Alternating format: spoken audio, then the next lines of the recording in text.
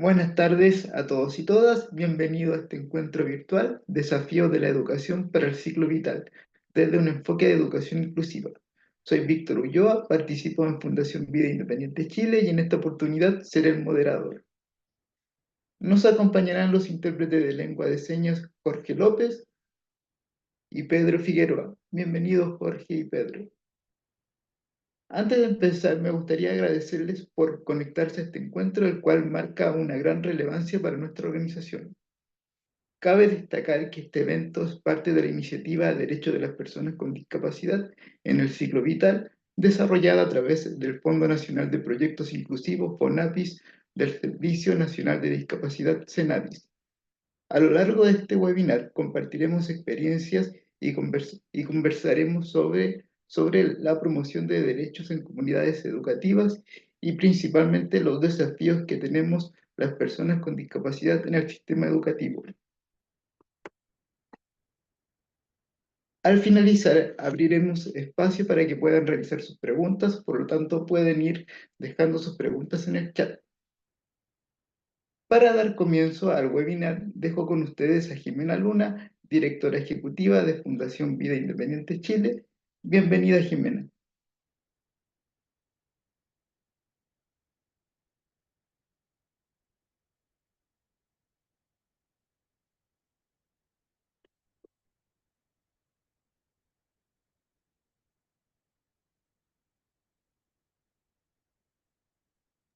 Mina me parece que está muteada.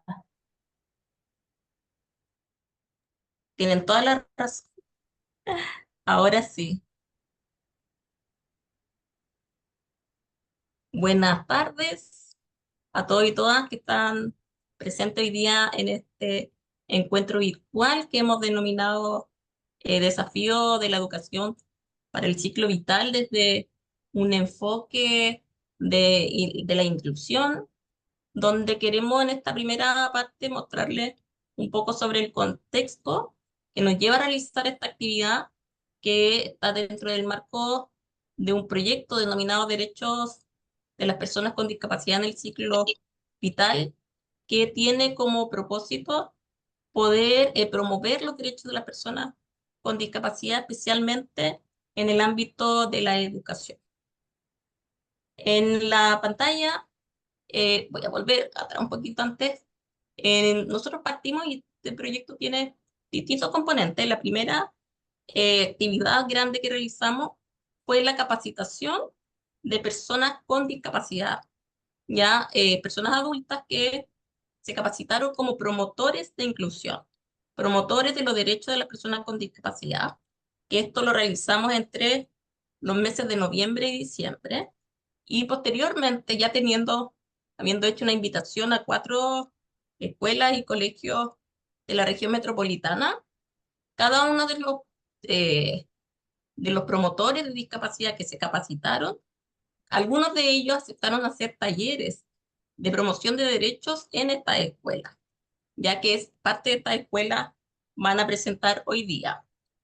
Estos talleres que les voy a mostrar ahora, por ejemplo, realizaron en distintas escuelas, en este caso, por ejemplo, en la Escuela General Manuel Bulnes Prieto de Renca, ya que estuvieron haciendo estos talleres, en este caso, Cristil Teriche, junto con Priscila Álvarez, que vemos acá en las fotografías.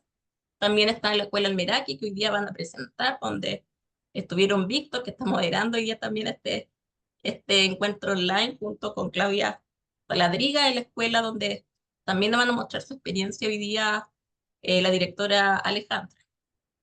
También estuvimos en la Escuela Especial Trigal, que igual van a mostrar su experiencia hoy día a través de talleres para la toma de decisiones.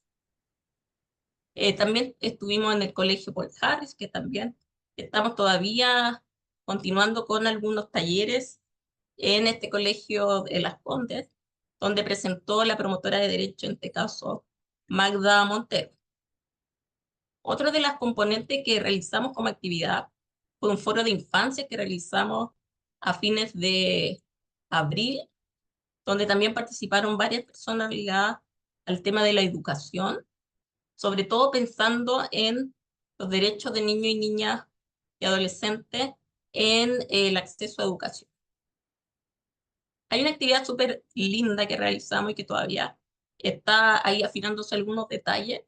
Es precisamente un mural que se realizó en la escuela El Trigal, cuyo proceso yo creo que le voy a dejar la palabra y después a Paula, que muestre un poco el contexto de cómo fue esta actividad de realizar un mural de niño y capacidad en la educación. Y por último, contarles que estamos en el proceso de documentar todas estas actividades que se han desarrollado, de mostrar también cuáles son las motivaciones, los intereses, ya cuáles son las reflexiones que hacen niños y niñas y adolescentes con discapacidad, también sin discapacidad, en torno a lo que es la educación en educación. Ya este documental todavía está grabándose y pronto también les vamos a comentar cuando ya este esté terminado y publicado para que puedan verlo cuando lo hayamos terminado.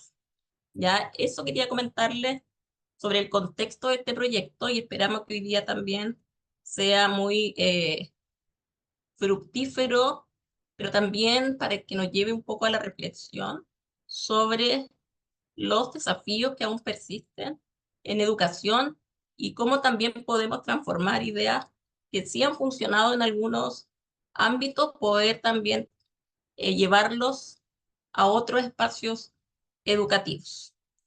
Eso quería comentarles por hoy. Muchas gracias y voy a estar por acá también por cualquier pregunta. Muchas gracias, Jimena. A continuación, dejo a ustedes Paula Pérez Moreno, educadora diferencial, candidata a magíster en gestión de calidad y directora de la Escuela Especial Trigal de Huechuraba, quien nos hablará sobre los desafíos de la educación especial y experiencia en la promoción de derechos dentro de la iniciativa que actualmente estamos desarrollando. Bienvenida, Paula. Hola, ¿cómo están? Un saludo a todos. Eh, bueno, comentarles un poco, ahí no veo la presentación, ahí sí. Bueno, comentarles que yo soy directora de la Escuela Especial Trigal de Huachuraba, que atiende a estudiantes con necesidades especiales permanentes. Tenemos alrededor de 90 estudiantes en la actualidad, desde primero básico a talleres laborales. Y este tema me parece tremendamente interesante porque finalmente las escuelas especiales siempre hemos estado en la palestra por muchos motivos, inclusive respecto a en algunos momentos ser acusados de espacios de mucha discriminación por no ser parte de la educación regular, ¿no es cierto? Pero finalmente para nosotros es un espacio legítimo en donde se atienden a estudiantes con necesidades educativas especiales permanentes que requieren apoyos mucho más individualizados. Respecto a los desafíos, vamos a dar la siguiente. Eh, Creo que los desafíos hoy día tienen que ver con dos aristas. ¿Se puede dar la otra, Jimena? ¿O no? Bueno, háblalo por mientras. Ahí está. Los desafíos, creemos que finalmente los desafíos tienen que ver con dos aristas esenciales. Primero, lo que tiene que ver con la política pública, porque no todo el mundo sabe en realidad las dificultades que las escuelas especiales están viviendo hoy día. Y lo otro, con los desafíos que tienen que ver con la propia escuela. Las escuelas especiales en la actualidad no tienen ley CEP, como todas las escuelas regulares, aun cuando contemos con un porcentaje de vulnerabilidad muy alto, no contamos con esta clase de subvención. Los estudiantes que cursan niveles laborales, en este caso de los 13, 14 años hacia los 20, 24, 26 años, no pueden ser certificados. La certificación de estudios llega solamente hasta octavo básico, con la reforma de la ley, por lo cual todos nuestros estudiantes que están desde los 14 a los 24 años en educación aprendiendo un oficio, no se les certifica y no tienen acta, por lo cual sus estudios al salir de la escuela especial termina en octavo básico. Tenemos algunas dificultades con incrementar los apoyos desde el sistema de salud. Ustedes saben que a nosotros se nos pide una serie de certificaciones médicas respecto a los diagnósticos de los estudiantes, pero la ley nos solicita puntualmente que algunos médicos diagnostiquen, pero estos médicos no están dentro de los sistemas de salud normalmente. En los CEFAM no hay psiquiatras, en los CEFAM no hay neurólogos, y las horas que se les entregan finalmente a los estudiantes en el hospital también no son con la recurrencia que uno esperaría. Como les dije, la ley CEP, los programas escolares tampoco no son todos para las escuelas especiales. Los programas de JUNAEP tampoco son todos para las escuelas especiales. No contamos, por ejemplo, con apoyo dental como las otras escuelas. eh, los útiles escolares que nos llegan son solamente de arte. No nos llegan útiles escolares para todos los estudiantes, y además son sets que se dividen en 4 estudiantes. Entonces hay una cantidad de dificultades muy serias respecto a los derechos de los estudiantes en comparación con los estudiantes de las escuelas regulares. Si seguimos la otra. Aun cuando finalmente los desafíos que tenemos a nivel de política pública, también tenemos desafíos a nivel de escuela, que tiene que ver con realizar un trabajo en verdad multidimensional, en donde nosotros podamos establecer cuáles son las barreras que tienen nuestros estudiantes con necesidades educativas especiales permanentes y los apoyos que requieren. Y justamente los apoyos que requieren normalmente están en las cosas que les evidencié recién, ¿no es cierto? Necesitan apoyo respecto a criterios de salud que sean mucho más claros, tratamientos médicos. Existen dificultades respecto también a las cuidadoras, a las madres que cuidan a los estudiantes. Muchas de ellas no pueden trabajar, pero no hay un sistema que las cobije. Los planes de apoyo que se generan de manera individualizada requieren, aparte de una mirada multiprofesional, requieren recursos. Eh, ese desafío, hoy día, como escuelas especiales, le estamos trabajando respecto a proyectos, respecto a vinculación con el medio, a través de departamentos municipales. Nosotros somos particular subvencionados, entonces igual nos alejamos un poco del municipio, pero tenemos la suerte, ¿no es cierto?, de tener una municipalidad que nos apoya de manera irrestricta en todos los proyectos que nosotros participamos. Las barreras que nos ponen a nosotros o que le ponen a nuestros estudiantes son diversas. O sea, nosotros tenemos estudiantes con discapacidad intelectual severa, tenemos estudiantes con discapacidad intelectual moderada y en muy pocos casos discapacidad intelectual leve, en donde la gama de oportunidades que tienen nuestros estudiantes en cuanto a la participación es escasa. Finalmente, no hay mucho... no pueden formar mucho parte de actividades de ocio o de recreación. No todas las personas se atreven a trabajar con nuestros estudiantes. Existe un temor, ¿no es cierto?, respecto a cómo voy a llegar a este estudiante, cómo le hablo, me va a entender, no me va a entender, y finalmente esos desafíos hemos tenido que ir sorteándolos, y esas barreras a través de vincularnos permanentemente con todas las instancias municipales o todos los programas municipales. Establecer también una progresión desde las habilidades conceptuales, como lo requiere el marco curricular, porque el decreto 87 nos establece una serie de objetivos de aprendizaje, que es un currículum único, ¿no es cierto?, en donde nosotros tenemos que hacer participar a nuestros estudiantes, en donde muchas veces ese currículum no es apropiado para todos nuestros estudiantes. Nosotros tenemos que también trabajar inglés, por ejemplo, con estudiantes que no son orales, que tampoco tienen algún tipo de forma de señalar un tipo de aprendizaje. Entonces, las dificultades ahí, las barreras son amplias dentro del ámbito educativo. Sigamos a la otra. Las principales barreras que tiene la educación especial hoy día es una sobrevaloración del trabajo administrativo desde nuestro punto de vista.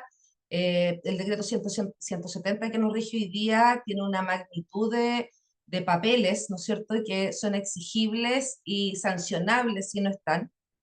Las dificultades en salud, como les decía, las familias además tienen muy pocas redes de apoyo. En general son muchas madres cuidadoras.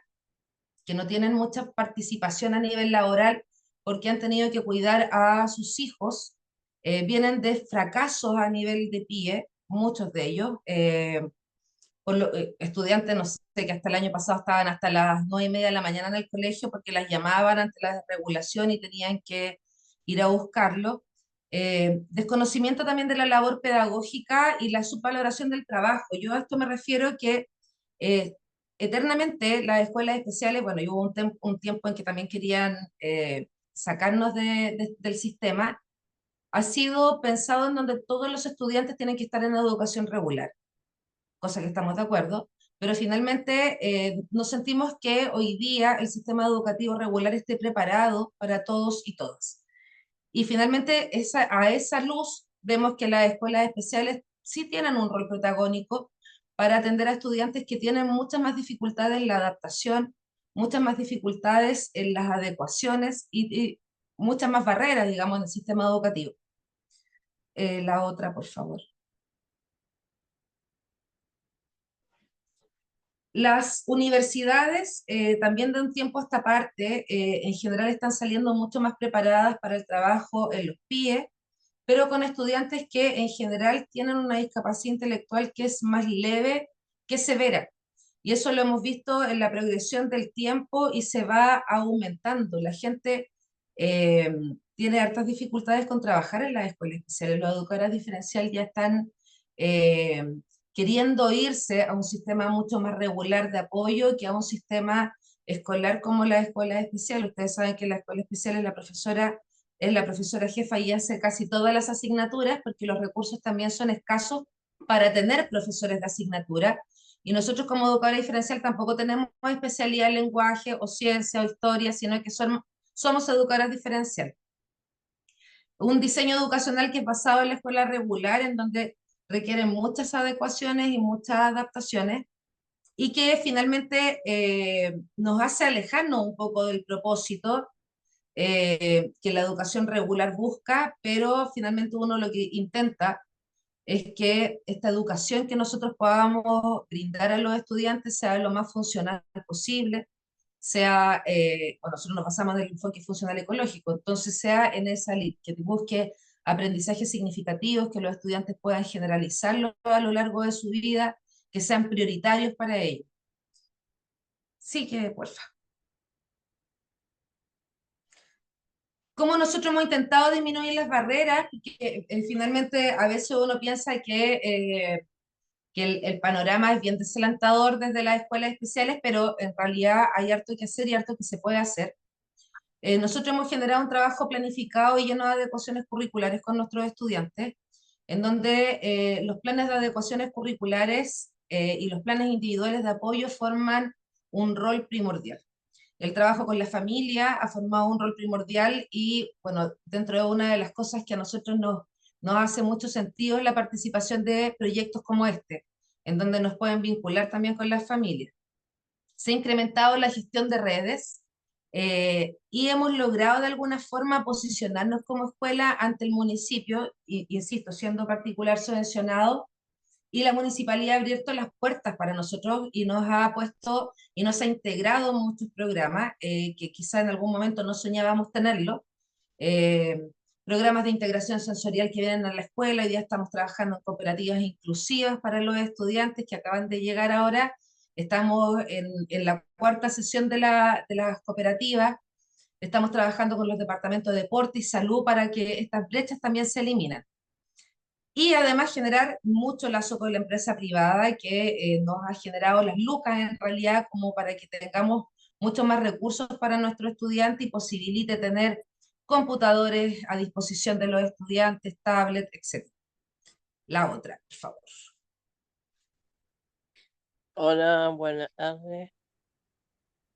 Hola, Mi buenas. nombre, Eh, a raíz de esto y de todas las actividades que nosotros hemos podido realizar como para disminuir estas barreras que yo les he ido presentando, se nos han ido, por azar, digamos, del destino, nos ha ido presentando eh, muchos proyectos y la formulación de actividades que han sido súper interesantes para nosotros. Yo le decía a Jimena En realidad, siempre es una buena idea tomar proyectos porque este proyecto a nosotros nos venía con una lógica desde de un trabajo de hace años que tiene que ver con la habilidad adaptativa y con el plan de transición de la vida adulta. Nosotros trabajamos plan de transición de la vida adulta activa desde primero básico con los estudiantes, en donde podemos definitivamente trabajar hacia la vida independiente y autónoma, de acuerdo a las capacidades de los estudiantes, de acuerdo a sus posibilidades y de acuerdo a lo que las familias también esperan. Y en este sentido llegó este proyecto que fue también una luz de esperanza de hartas cosas, porque finalmente llegó a poder hacer vida un poco eh, esta idea nuestra de que nuestros alumnos tienen que llegar a ser más independientes y autónomos, pero de alguna forma nos sentíamos que habían instituciones que nos podían ayudar a eso. Ahí la siguiente.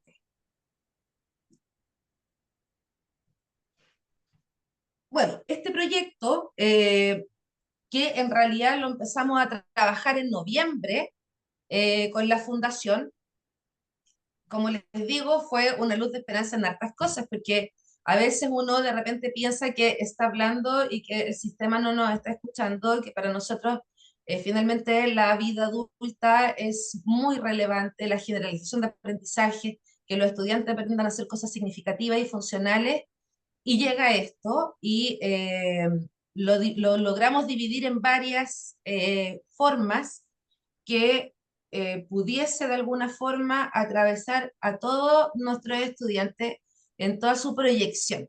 Entonces, la primera parte fue, y nosotros solicitamos un taller para padres, en donde los estudiantes de primero o cuarto básico, que son los estudiantes que vienen llegando y que además vienen después de una pandemia, los papás entendieran lo importante de la autodeterminación, entendieran lo importante de reconocer las capacidades de sus hijos, de ir más allá de un diagnóstico, porque finalmente muchos de ellos venían solamente detrás de un diagnóstico y no venían respecto a establecimientos educacionales o establecimientos educacionales que le hayan prestado un apoyo real.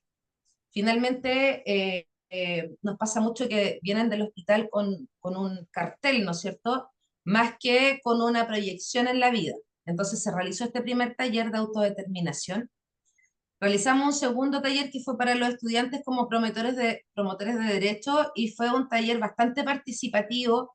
Los estudiantes, como vienen con este bagaje anterior de trabajar con el plan de transición de la vida adulta activa, también han estado muy interiorizados en sus derechos como ciudadanos, impensado que hace algunos años ellos pensaran en ir a votar, por ejemplo, o que sus papás pensaran que ellos podían votar solamente porque tenían una discapacidad intelectual, como que no eran parte del proceso. Es un trabajo que se ha hecho en la escuela y esto también llega a reafirmarlo, y lo bonito es que lo llega a reafirmar desde un otro, ¿no? Desde otras personas, desde otra institución, no solamente desde una visión de colegio. La próxima, bueno, después trabajamos en el Foro de la Infancia, en donde fue un curso completo a la Universidad Raúl Silva Enríquez. Fue una experiencia para ellos súper interesante, porque finalmente nuestros estudiantes nunca habían participado ni ido a una universidad. O sea, partir de esa base, de ir a una universidad, de tomar una micro, de llegar a un lugar de manera independiente, de ver estas salas que son tan distintas a las salas de ellos y que finalmente hubiera una cantidad de gente importante preguntándole su opinión respecto a su propia vida y respecto hacia ciertas políticas, fue de una dimensión que para ellos les quedó muy grabada y ellos siempre lo recuerdan respecto a que la gente le empezó a preguntar cosas, le empezó a decir qué es lo que quieren, qué es lo que piensas, cómo te imaginas cosas. En un mundo en donde finalmente no todo el mundo le pregunta qué quieres, qué te imaginas o cómo, qué sueñas, cómo te proyectas. La próxima actividad en donde se participó fue la creación de este mural, bueno, que hoy día es como la puerta de entrada al colegio, uno ingresa al colegio y ve este tremendo mural y fue un proceso participativo en donde Daniel, el muralista, participó con nosotros y él hizo una sesión participativa con los estudiantes en donde participaron por lo menos 43 estudiantes, en donde dibujaron sus sueños, dibujaron sus proyecciones, dibujaron lo que los moviliza, la escuela que sueñan. Y bueno, él con todos estos dibujos los plasmó en este mural, y ellos además por curso fueron participando y fueron pintando, que yo también les decía en la inauguración del mural, impensado ir a pintar el mural de la escuela o ir a rayar el colegio, finalmente porque ellos tienen una concepción súper importante de que el colegio se cuida, que el colegio es un espacio que se quiere, que se protege, que no se puede rayar. Entonces esta dimensión a ellos les pareció súper gratificante, y todo el mundo participó en esta confección, o sea, 4 cursos puntuales, y después los niños más chicos también querían, y tuvimos la suerte de contar con un muralista que era muy flexible, entonces dejó que todo el mundo participara en esta creación. Fue un trabajo largo, pero que a los estudiantes les generó además un bienestar súper profundo, porque ellos siempre, cuando hemos hecho elecciones de centro de estudiantes, hablan de que quieren un colegio más iluminado, con más vida, y esto llevó a eso. Si quieren la siguiente.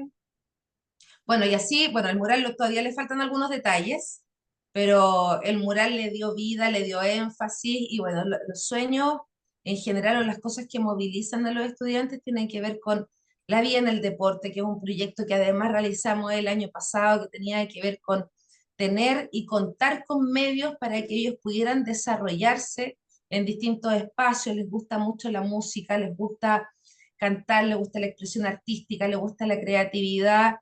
Bueno, y ahí sale el estudiante con la profesora.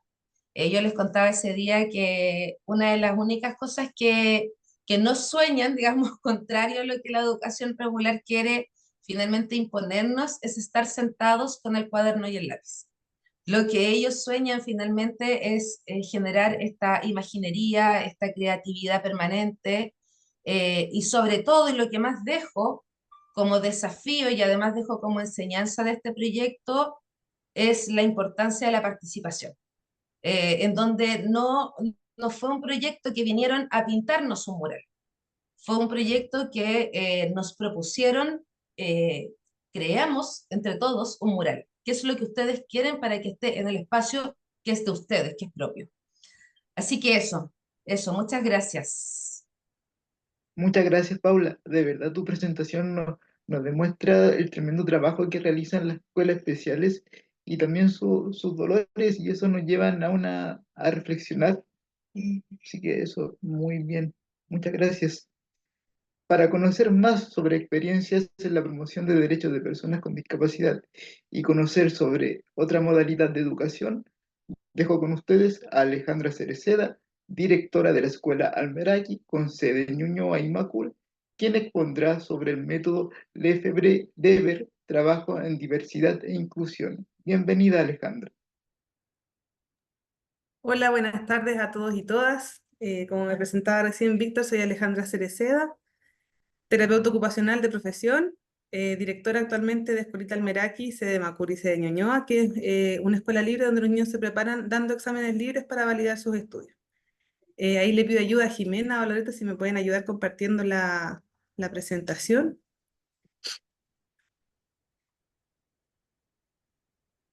Jimena, ¿compartes tú, por favor? Sí, estoy compartiendo un segundo. Gracias. Así que bueno, voy a tratar de ser bastante breve en todo el inicio de la presentación para enfocarme principalmente a las barreras que nosotros observamos desde la rendición de exámenes libres, y agradezco a Paula por todo lo que comentó recién, porque hay muchas cosas que creo que vamos a compartir en opiniones en relación como al funcionamiento, a la educación que entregan en las escuelas especiales, con lo que hacemos como desde esta otra área de la rendición de exámenes libres, que finalmente son niños que no encajan en los sistemas tradicionales o regulares de educación y que buscan otras alternativas. Así que te agradezco tu presentación, Paula. Bueno, Educar para Sanar y Sanar Educando, método Lefebvre-Lever, es una metodología chilena creada por María Verónica Lefebvre-Lever, que es una profesora de Estado que el año pasado ganó el premio LED de líderes educativos directivos. Esta presentación la hicimos en conjunto con Tamara Lefebvre-Lever, que es su hija, que actualmente es la coordinadora de la red, pero hoy día no pudo presentarse para acompañarnos. Siguiente. Bueno, como les comentaba recién, somos varias las escuelitas que realizamos educación no formal, que nos basamos en el currículum Mineduc, pero le tratamos de dar una significancia distinta, principalmente por familias que no se sienten representadas por la forma de educar de los espacios regulares y que buscan otras maneras de educar a sus hijos e hijas. Y esto se hace a través, entonces, para validar los estudios por los exámenes libres regulados por la ley 2272, que tiene una cartilla de derechos y deberes y que te da como toda la normativa para poder rendir. Siguiente.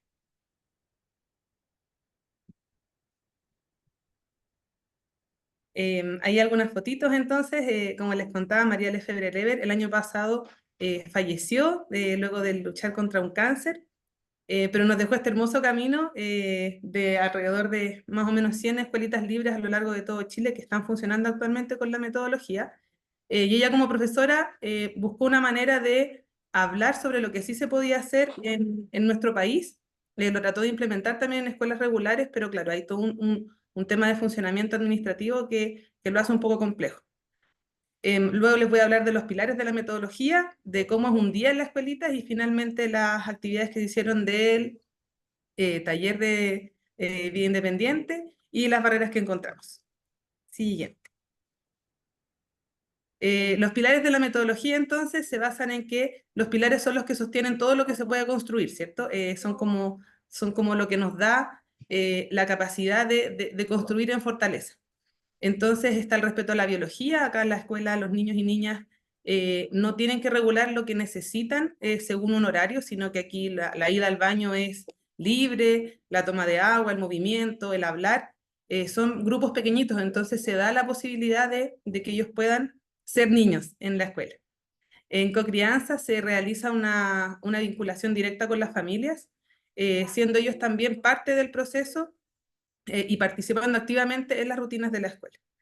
En neurociencia, todo lo que se realiza en la escuela es desde el conocimiento del funcionamiento cerebral de los niños, entonces eso nos permite estar constantemente implementando actividades novedosas, ¿cierto? Y que sean significativas para el desarrollo de niños y niñas.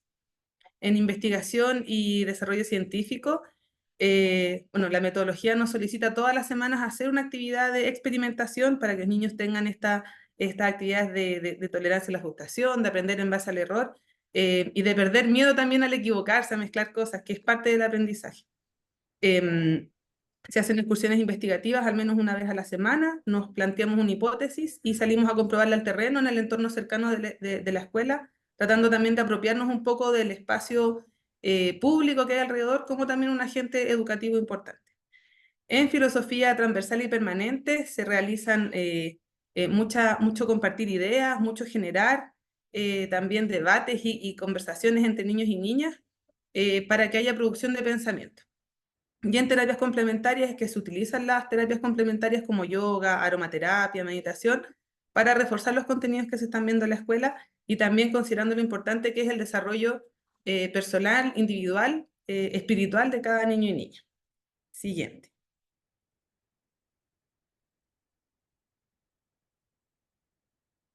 Y las dinámicas integrales de aprendizaje es cómo se estructura un día a día en la escuela.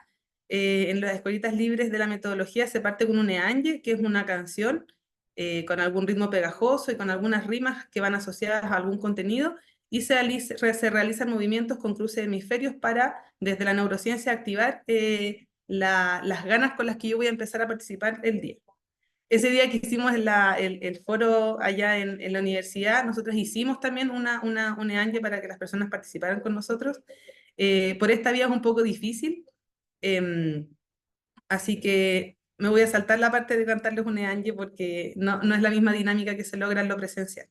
Luego de esa actividad, que es muy cortita, dura alrededor de 5 o 7 minutos, viene la actividad de mesa, que es tal cual, hacer una actividad que implique un tiempo de concentración acorde a la edad de cada niño.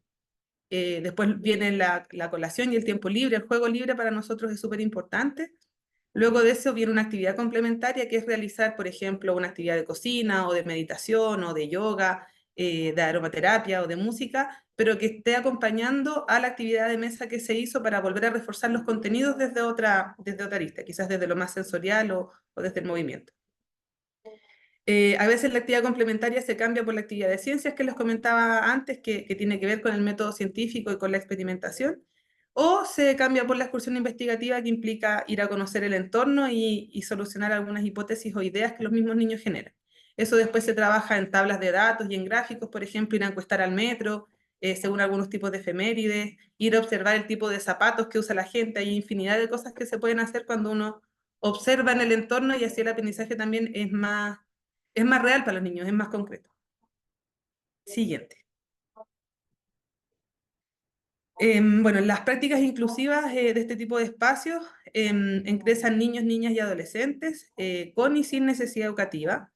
Y la inclusión se realiza a partir de las propias habilidades y especialidades que tienen los equipos que median en estos espacios. Estos espacios no tienen proyectos de integración escolar, entonces ahí se es completamente honestos con las familias. Por ejemplo, en mi caso, que yo soy terapeuta ocupacional, nosotros sí tenemos la capacidad, por ejemplo, para recibir a niños con ciertas necesidades o discapacidad, porque sabemos que el entorno lo vamos a poder adaptar y vamos a poder entregar lo que ese niño y niña necesita. Son grupos pequeñitos de alrededor de 10 niños por grupo, entonces ahí se va generando la adaptación y se va acompañando a los niños en su aprendizaje según lo que ellos van necesitando.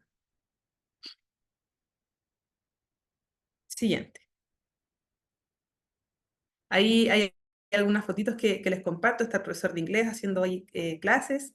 En la foto de al medio es una actividad que se dio justo el día anterior a que se hizo esta presentación.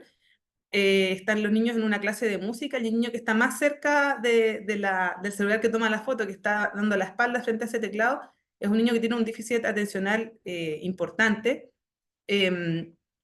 Y su condición no le permite aprenderse la partitura completa que aprenden sus compañeros en el metalófono, que es una actividad que entre el sonido y la concentración que implica, él no podía lograrlo.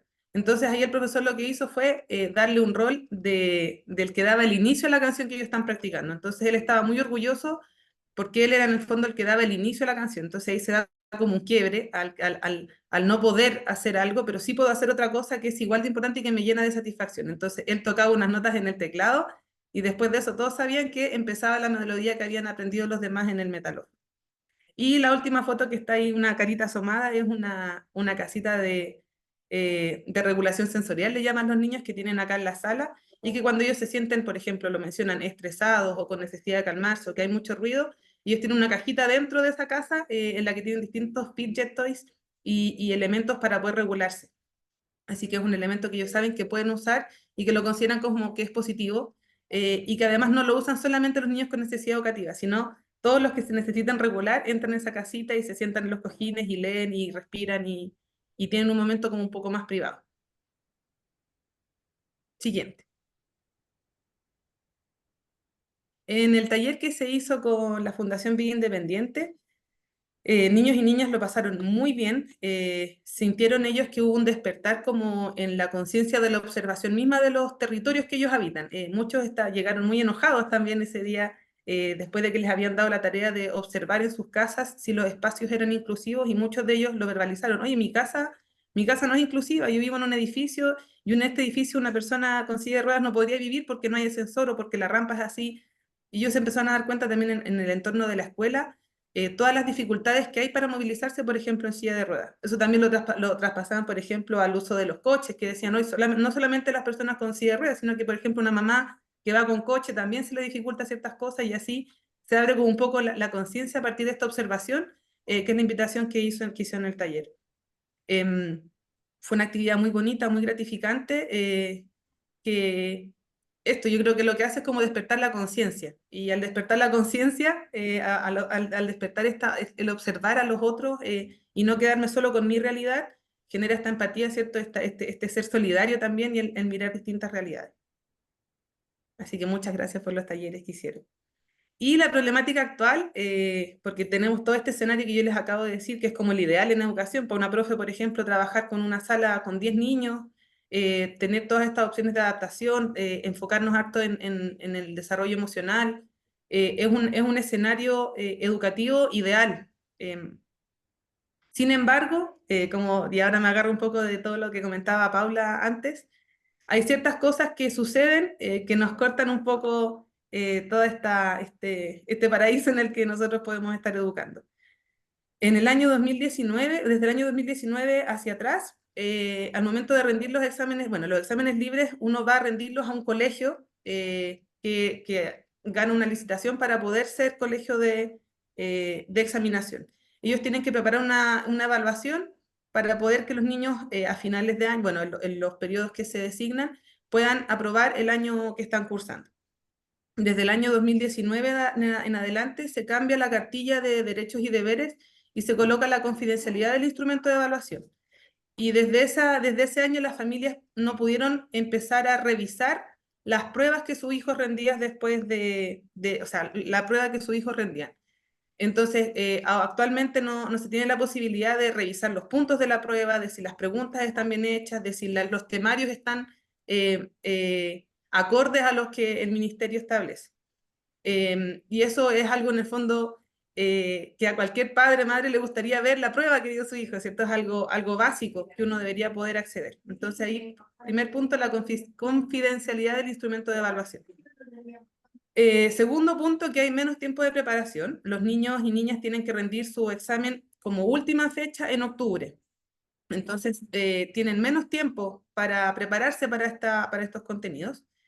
Y este año, además, se agrega la dificultad de que niños y niñas con necesidad educativa se les puso una fecha distinta. Niños y niñas con necesidad educativa y discapacidad tienen una fecha distinta para rendir, que es en septiembre. Entonces, incluso tienen menos tiempo, lo que consideramos aún más injusto, porque teniendo más encima una necesidad de aprendizaje, se les acorta más el tiempo y se les mantiene el mismo temario que a los otros niños que rinden exámenes libres. Por otra parte, está la falta de adecuaciones según la necesidad educativa que se tenga.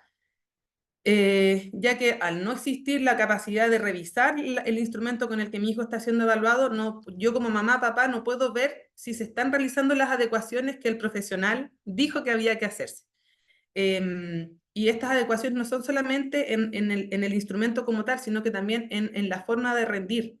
El año pasado hay un niño que no pudo rendir su prueba porque estaba en silla de ruedas y la sala en la que tenía que rendir estaba en el segundo piso. Y el colegio no consideró eso tampoco, no flexibilizaron tampoco en, por ejemplo, tomarle la prueba en otra sala en el primer piso. Y simplemente ese niño no pudo rendir solo porque estaba en silla de ruedas y no podía acceder a la sala. Entonces, este tema de las adecuaciones que se van haciendo en la manera de rendir, ahí hay hartas cosas que revisar.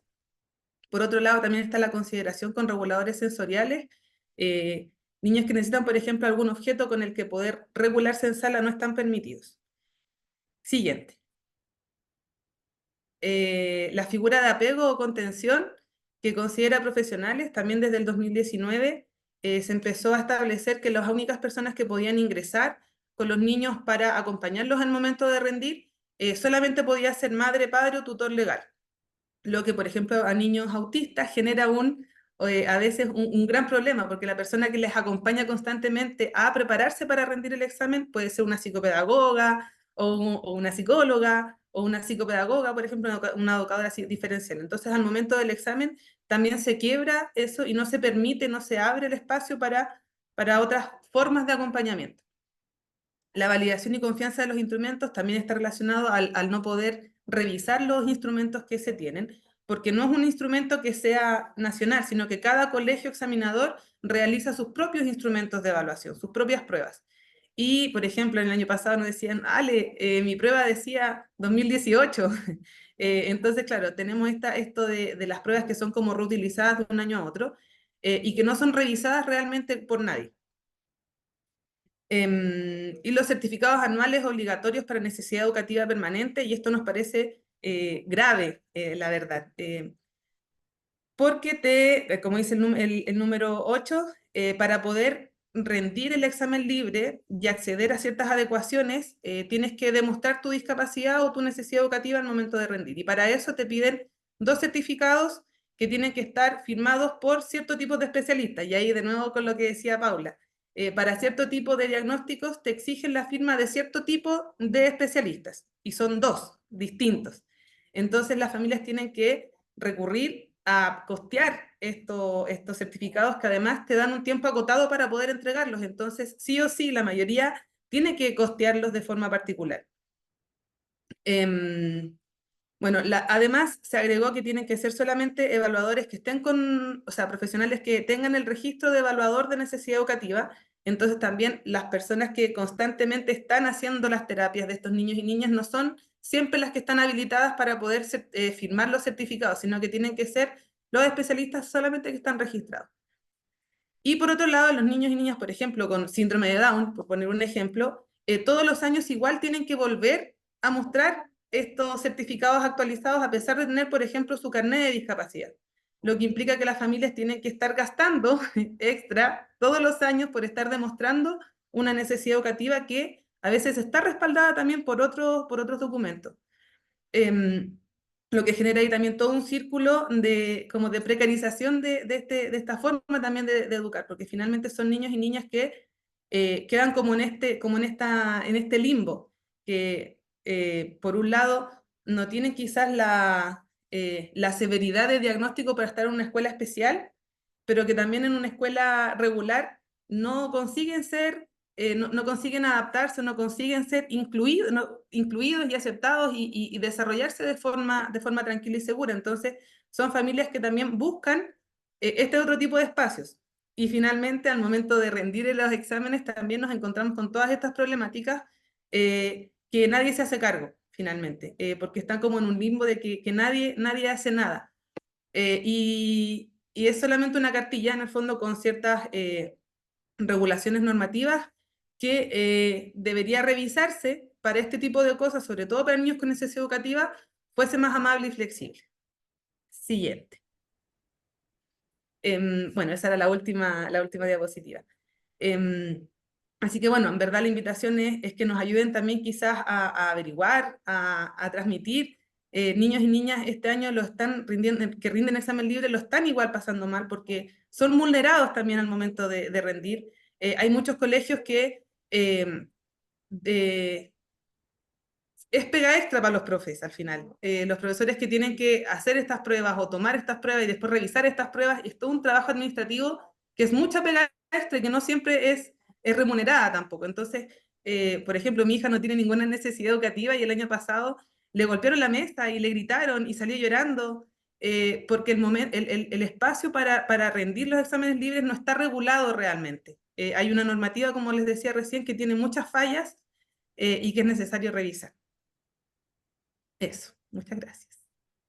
Muchas gracias, Alejandra, por tu presentación, por demostrarnos cómo funciona el método, pilares y también, sobre todo, una relación con los ajustes que requieren los alumnos para rendir los exámenes libres. Algo que nos podrá dar luces sobre cómo poder aplicar adaptaciones en la rendición de pruebas y todo eso. Así que muchas gracias, Alejandra. Les recuerdo que pueden realizar sus preguntas en el chat a los expositores, que al finalizar vamos a dar un espacio para ello, así que pueden escribir todas las preguntas. Vamos a esperar unos minutos porque vamos a realizar el cambio del intérprete de lengua de señas. Muchas Ya gracias. estamos,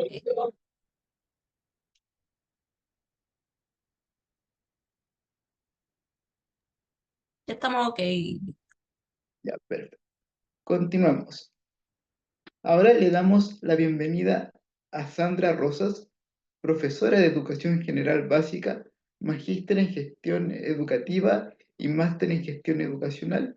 Actualmente es coordinadora de la vinculación con la comunidad del programa de inclusión del DEMRE, quien nos hablará sobre apoyos para la rendición de la PAES.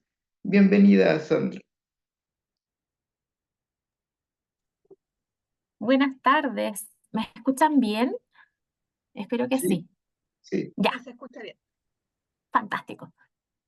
Muchas gracias por la invitación. Les traigo los saludos de Leonor Varas, que es la directora de DEMRE, ¿cierto? Y también de Alejandra Maldonado, que es la jefa del programa de inclusión del DEMRE.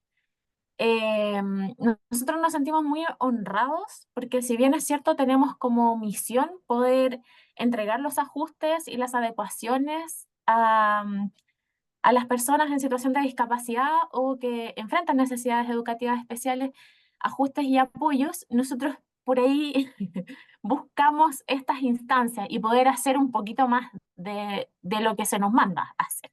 Y les voy a explicar de qué trata un poco el sistema. La verdad es que me causó un poco de presión estar después de tan grande expositora y después de haber mostrado cuál es la realidad, y yo vengo aquí con mi súper proceso de solicitud de ajuste, me llevo a sentir hasta un poco culpable porque efectivamente hay documentación administrativa que estamos solicitando, pero sepan que hacemos todos los esfuerzos necesarios para poder hacer lo más fácil posible este proceso.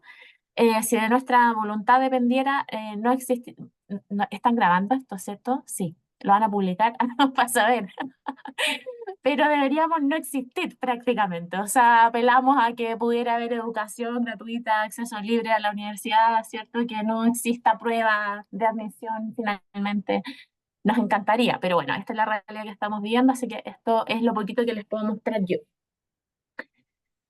Como tengo un déficit atencional, no tratado para nada en la infancia, yo les voy a mostrar una PPT que me va a ayudar a mí también a contarles acerca de todos los puntos que tenemos para presentar hoy día y no se me vaya ninguno de ellos. Entonces, aquí estamos. Ya, ¿están visualizando la presentación? ¿Sí? Espero. Perfecto. Ya. ¿Qué les vengo a contar? A mí me encantaría decirles que esta ha sido una gran idea nuestra, el entregar ajustes y apoyos, ¿cierto? Pero la verdad es que no. Estamos siendo mandatados, hay un contexto legal, ¿cierto? Un marco que a nosotros nos obliga, en el fondo, como entidad a poder elaborar los ajustes y a poder entregarlos. Por supuesto que todos los que estamos en el programa estamos gustosos de hacerlo, lo hacemos con mucha convicción, pero en realidad hay un marco legal. Y este es el marco legal internacional que todos conocemos, ¿cierto? La Convención, la Ley 20.422, que es la ley nacional, en donde menciona que todos los niveles educativos deberían estar cubiertos y por ende nosotros entendemos que también la transición, nosotros somos parte del proceso de transición. En general, quienes rinden las pruebas son eh, personas que ya han egresado del sistema de educación, de enseñanza media. Entonces, si bien es cierto, estamos ahí entre medio, ¿cierto?, de la educación media y la educación superior, nosotros también nos sentimos muy comprometidos a poder entregar estos ajustes, considerando, por supuesto, cuáles son aquellos que se realizaron en los años previos a esta prueba, ¿sí? Entonces ahí es cuando nosotros también nos plantamos en estos decretos que, si bien es cierto, sabemos de qué se trata. Aquí se han mencionado claramente cuáles son las limitaciones de los proyectos de integración, ¿cierto? Pero a nosotros nos sirvió para poder establecer también estos apoyos y estos ajustes, no solo para quienes se nos mandataba legalmente, que se aludía a las personas con discapacidad, sino que también a aquellos que enfrentan necesidades educativas especiales, respetando la trayectoria educativa, ¿cierto?, de los niveles previos. Y fue una lucha grande que tuvimos, o sea, créannos que tampoco fue algo fácil de que pudieran entender las autoridades políticas, y finalmente esto es un asunto también en su inicio de voluntad política. ¿Qué es lo que quieren agregar? ¿Cómo se operativiza en definitiva, ¿cierto? Y bueno, aquí lo principal y que también me gustaría explicar porque nos sirve de contexto es que la ley, sobre todo la 21.091, que es la de educación superior, esta se publicó, empezó, digamos, en su obligatoriedad en el 2021, es una ley reciente, y esta lo que nos entrega son varias cosas. Esta ley indica que desde ahora en adelante el sistema de acceso va a ser único, que las instituciones deben estar adscritas, ¿cierto? Y esto, de alguna manera, ¿qué es lo que pasaba antes? de este sistema único de acceso es que cada universidad, ¿cierto?, implementaba su sistema de acceso a la universidad como se manifiesta en la Constitución, con la libertad de enseñanza que se les entrega. Entonces era una diversidad muy grande de situaciones, de requisitos, eh, y por ende era un suplicio también para las familias que tenían que estar haciendo como un éxodo más o menos para ver cómo era el sistema de acceso de la universidad. Ahora no, a contar desde la Ley de Educación Superior, la 21.091, todas las instituciones se adscriben a este sistema. Hay un solo instrumento, ¿cierto? Y este instrumento lo que indica esa ley es que debe tener las características que se señalan en el artículo 3 de la 20.422, que esto es que tenga características de accesibilidad universal y que se entreguen los ajustes a las personas en situación de discapacidad. Al minuto hay 91 instituciones adscritas entre los dos sistemas, ¿sí?, que se divide este sistema único, que es de los técnicos profesionales, ¿sí?, y los universitarios. Entonces, tenemos aquí que es un sistema único, tenemos un solo instrumento, en este caso es la PAES, y esta PAES tiene que tener características de accesibilidad universal. Entonces ahí es cuando nosotros se comienza, por supuesto, a también equiparar de alguna manera o hacer conversar la legislación. Nosotros también teníamos una norma totalmente desactualizada en DEMRE, que claramente no conversaba con estos instrumentos legales que les he contado anteriormente. Entonces, se realizó ese cambio primero, esto fue en el año 2018,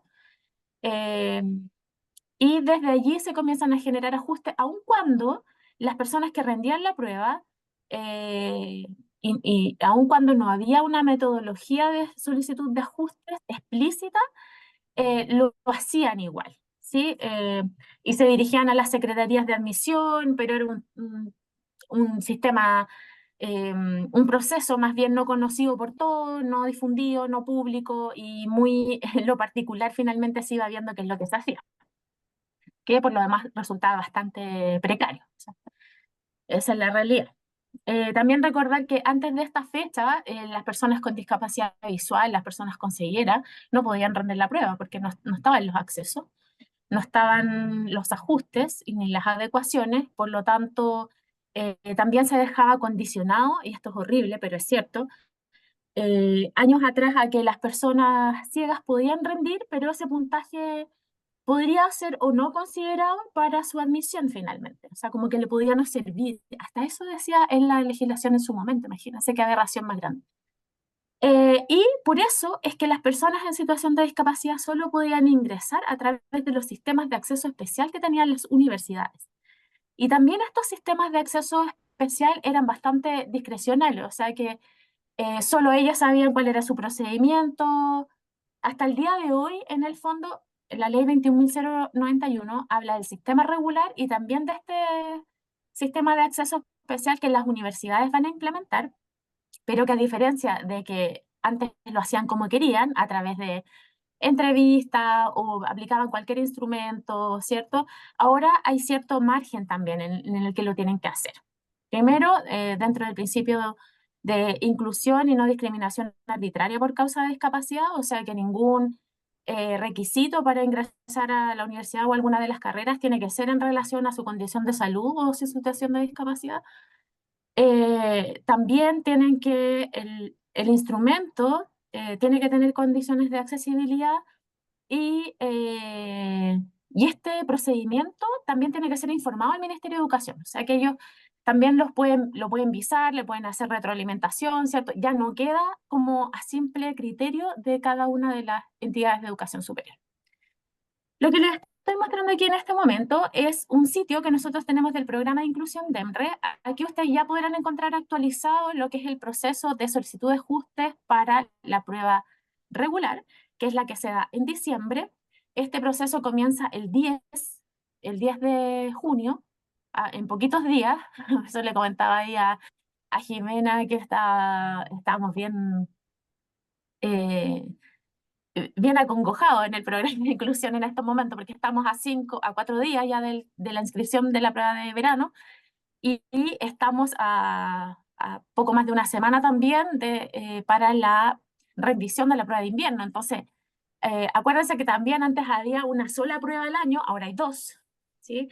Entonces se busca que los estudiantes también tengan la posibilidad de poder tener dos opciones de rendición y no sea catastróficamente una sola la instancia en la que ellos depositen, digamos, todo su esfuerzo, sino que ahí tienen dos intentos en el año, si lo quieren.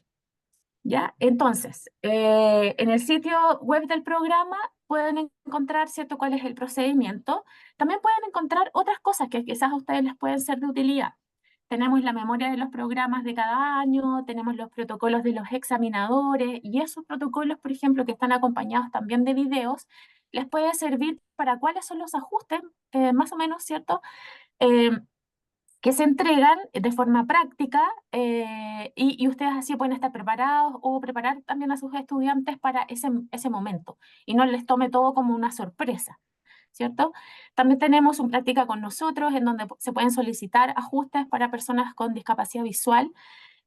Nosotros podemos mandar ahí archivos de la prueba que se realizan para NVDA, para que quede listo para el lector de pantalla.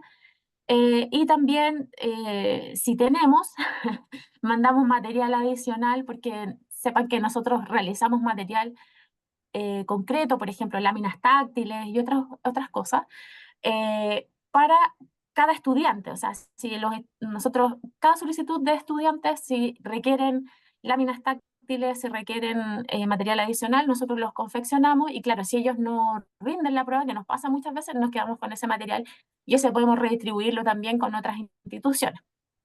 Pero eso es lo que buscamos. También hay una instancia en donde entregamos bueno, cifras, ¿cierto?, que les puede servir para sus estudios, para la realización de investigación, ¿sí? Acá también pueden encontrar, y esto es bien relevante, lo que les quería contar. Nosotros cada material audiovisual que subimos lo tratamos de hacer lo más accesible posible también, tenemos subtitulado, lengua de señas en primer plano, por supuesto que también la autodescripción, y tenemos también la instancia de esta guía de ingreso y apoyo a las instituciones de educación superior, que es una estrategia que nosotros hemos realizado en conjunto con el CENADIS y con instituciones de educación superior pertenecientes a la RESI, y también en colaboración con otras redes de educación superior. ¿Y qué es lo que hemos hecho acá?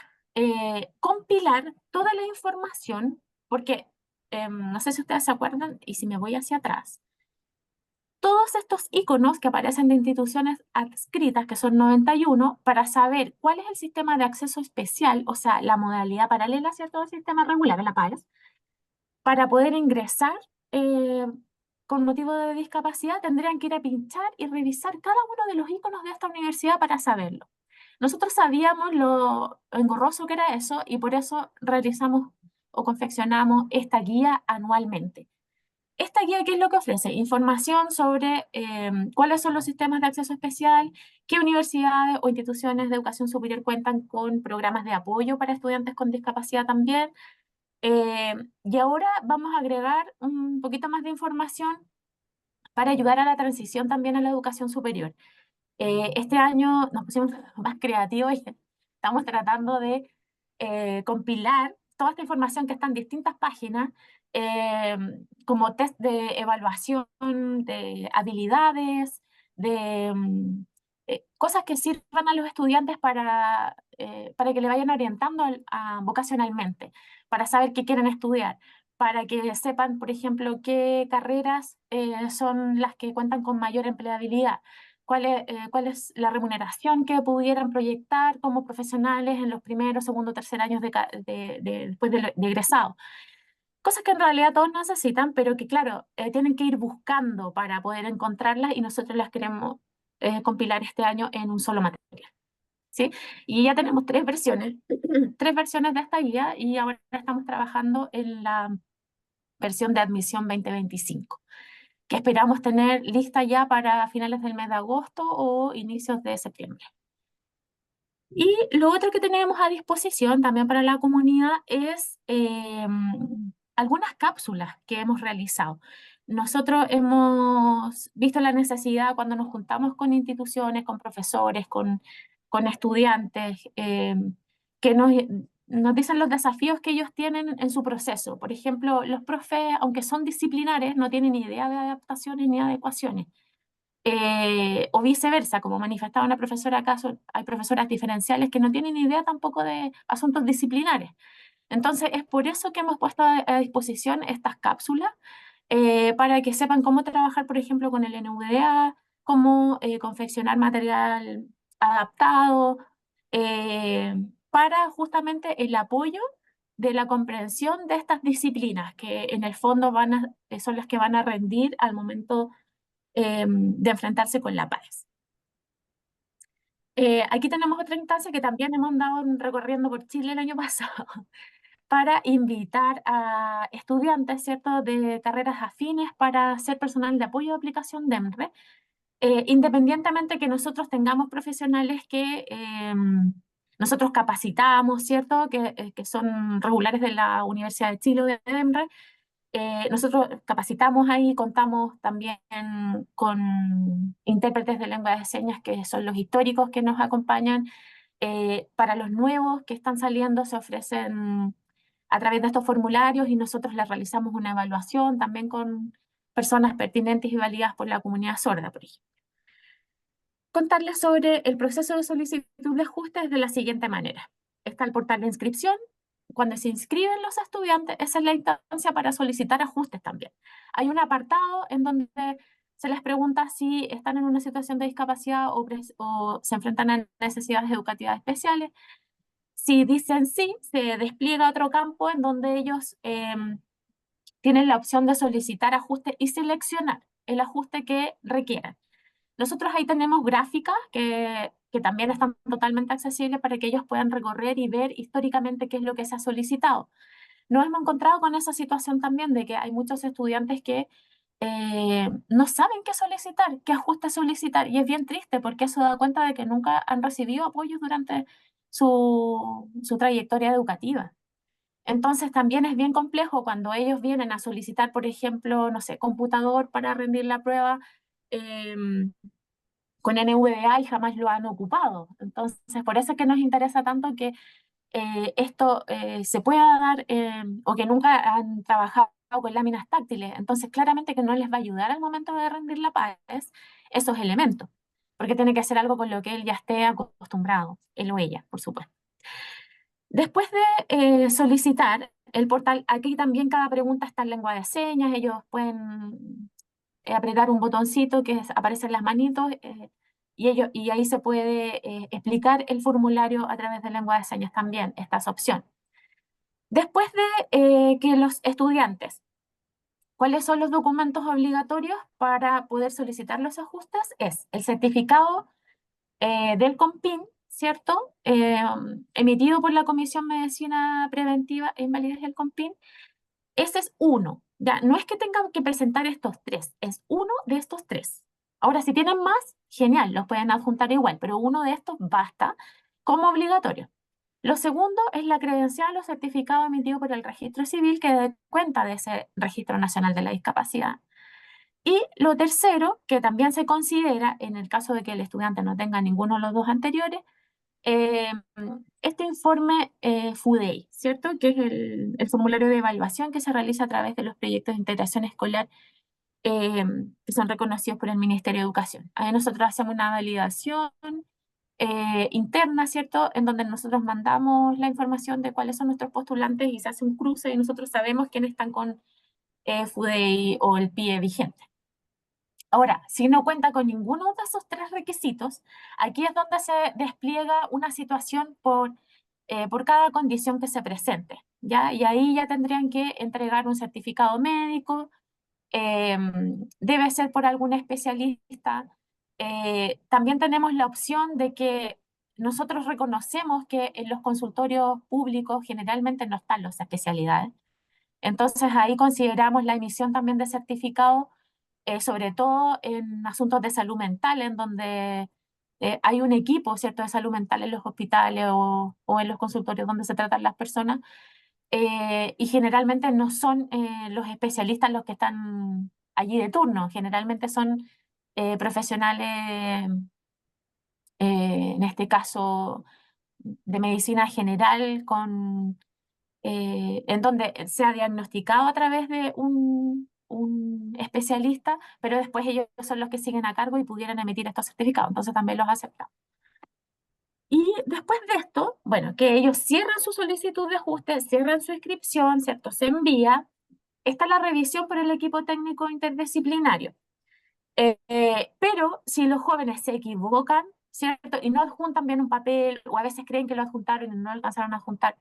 Bueno, en este caso, si eso sucede y no lo alcanzaron a adjuntar, no podemos hacer nada. Pero si ellos, por ejemplo, al momento de solicitar el ajuste, no tienen el documento, por ejemplo, actualizado, pueden subir el que tienen y después en el proceso de rectificación presentar, tienen 5 días hábiles, ¿sí?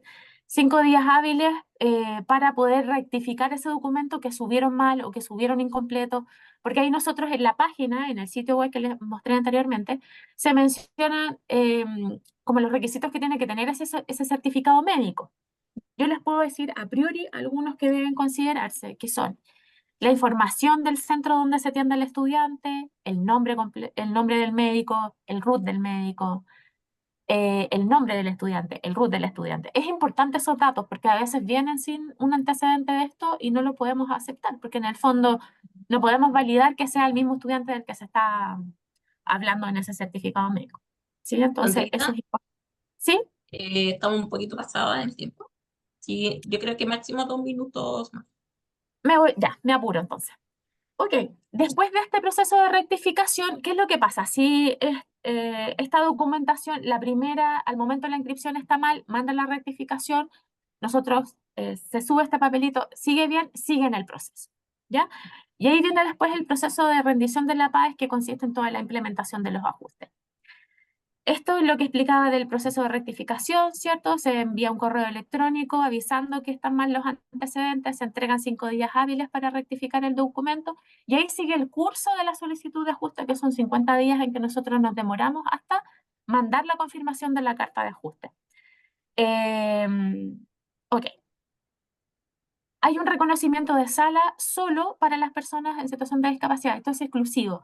Todas las personas que están en una situación de discapacidad y se le ha confirmado a través de la carta que tienen ajustes, pueden asistir a este reconocimiento de sala. Antes era para todos, ahora no.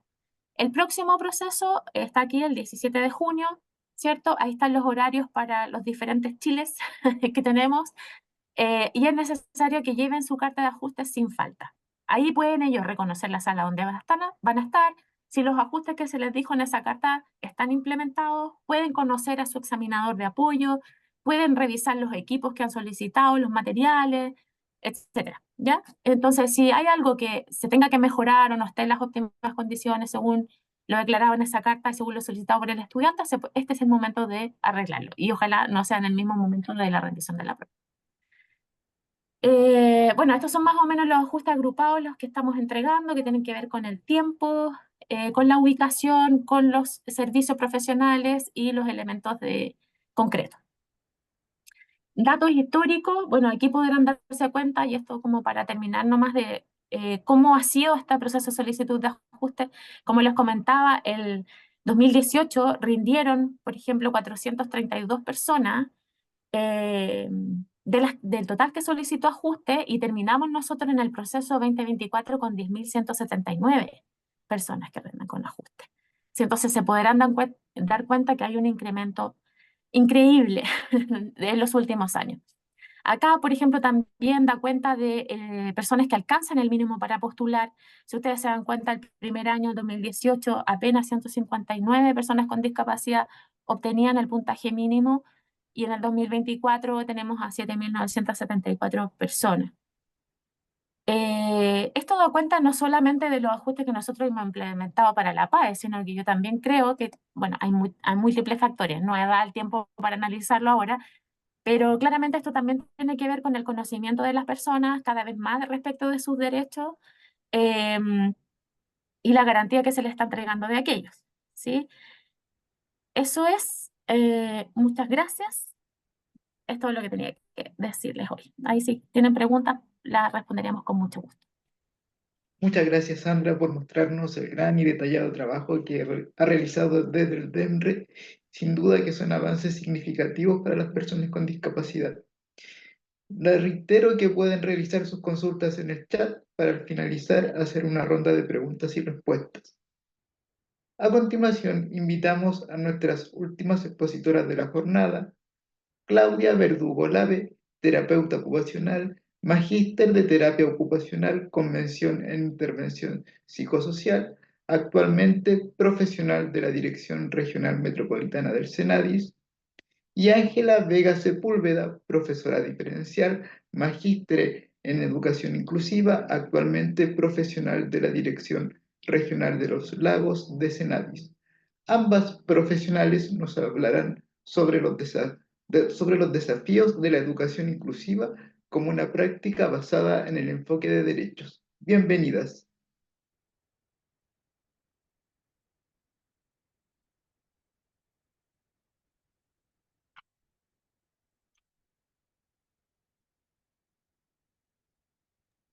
Están muteadas, chicas. Muchas gracias. Comienza mi compañera Ángela. Y está muteada.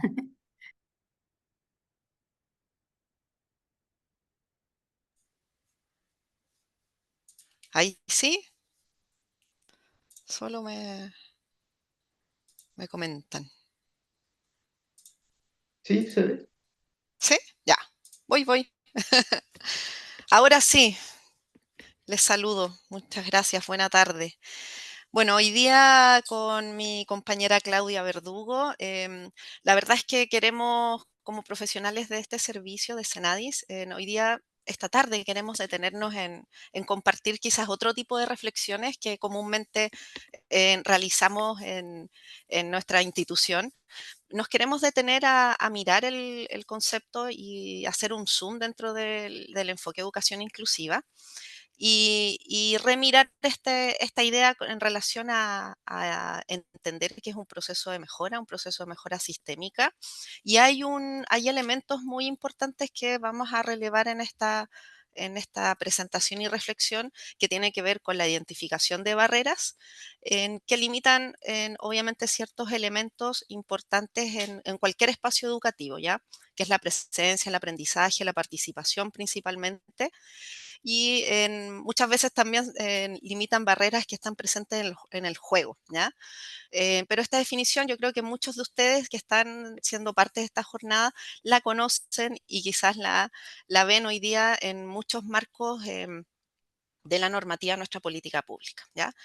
Pero es importante primero situarnos en esto. Y quisiéramos mirar y reflexionar con algo muy importante que muchas veces lo dejamos quizás de trabajar o de ir relevando en este proceso de la inclusión educativa en distintas comunidades, que tiene que ver con el marco de valores. Entonces ahí detenernos un poco a mirar la importancia de cómo estos valores que pueden estar representados, digamos, con distintas estructuras en una comunidad, pero estos valores se van construyendo también según las características y los intereses y necesidades de un grupo. Por eso nos parece importante detenernos y quizás reflexionar esta tarde cómo estamos trabajando este ámbito en cada una de las comunidades educativas que hoy día es necesario, quizás estamos viviendo, atravesando quizá una crisis justamente de valores, ¿ya? Y, dentro del marco del enfoque de educación inclusiva, entendiendo que es un proceso sistémico que apunta a la mejora escolar, tiene que ver justamente en cómo llevamos nuestros valores a la acción, ¿ya?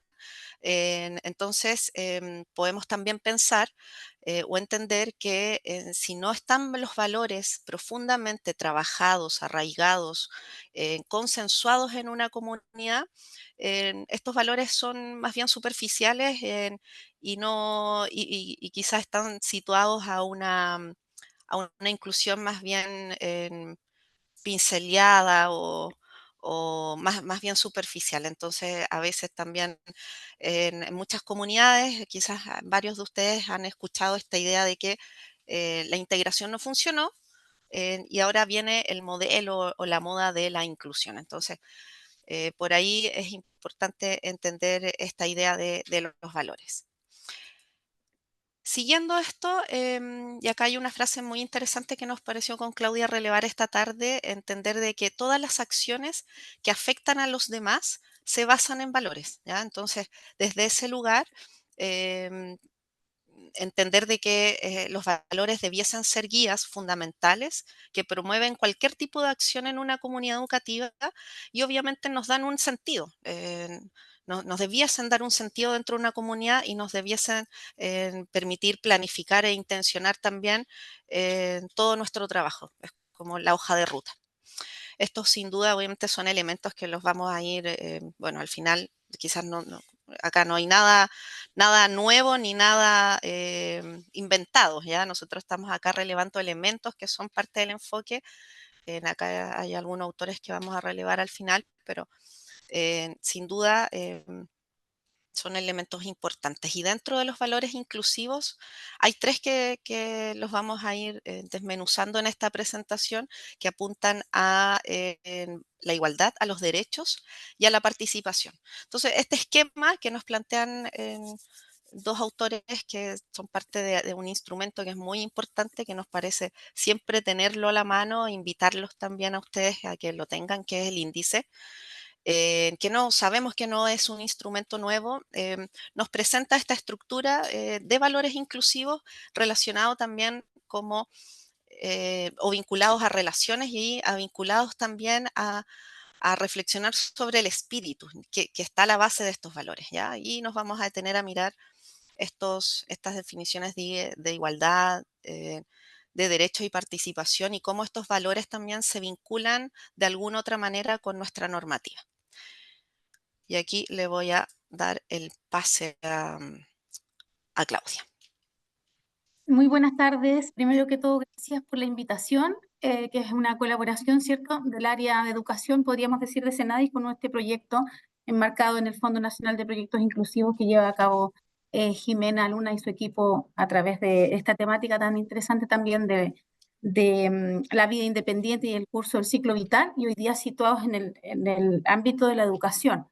Entonces, bien, retomando lo que venía introduciendo Ángela, ¿cierto? Nosotros queremos centrarnos efectivamente en lo que hay, por ejemplo, desde la misma institucionalidad de Senadis, y también en qué estamos haciendo, quizás esa reflexión hacia ustedes, hacia las comunidades educativas, qué estamos haciendo para poner en acción estos valores, que tienen un marco teórico, que tienen una argumentación, ¿cierto? Que tienen toda una relevancia para la educación inclusiva, pero en ese sentido, si es que lo estamos haciendo y cómo lo estamos haciendo.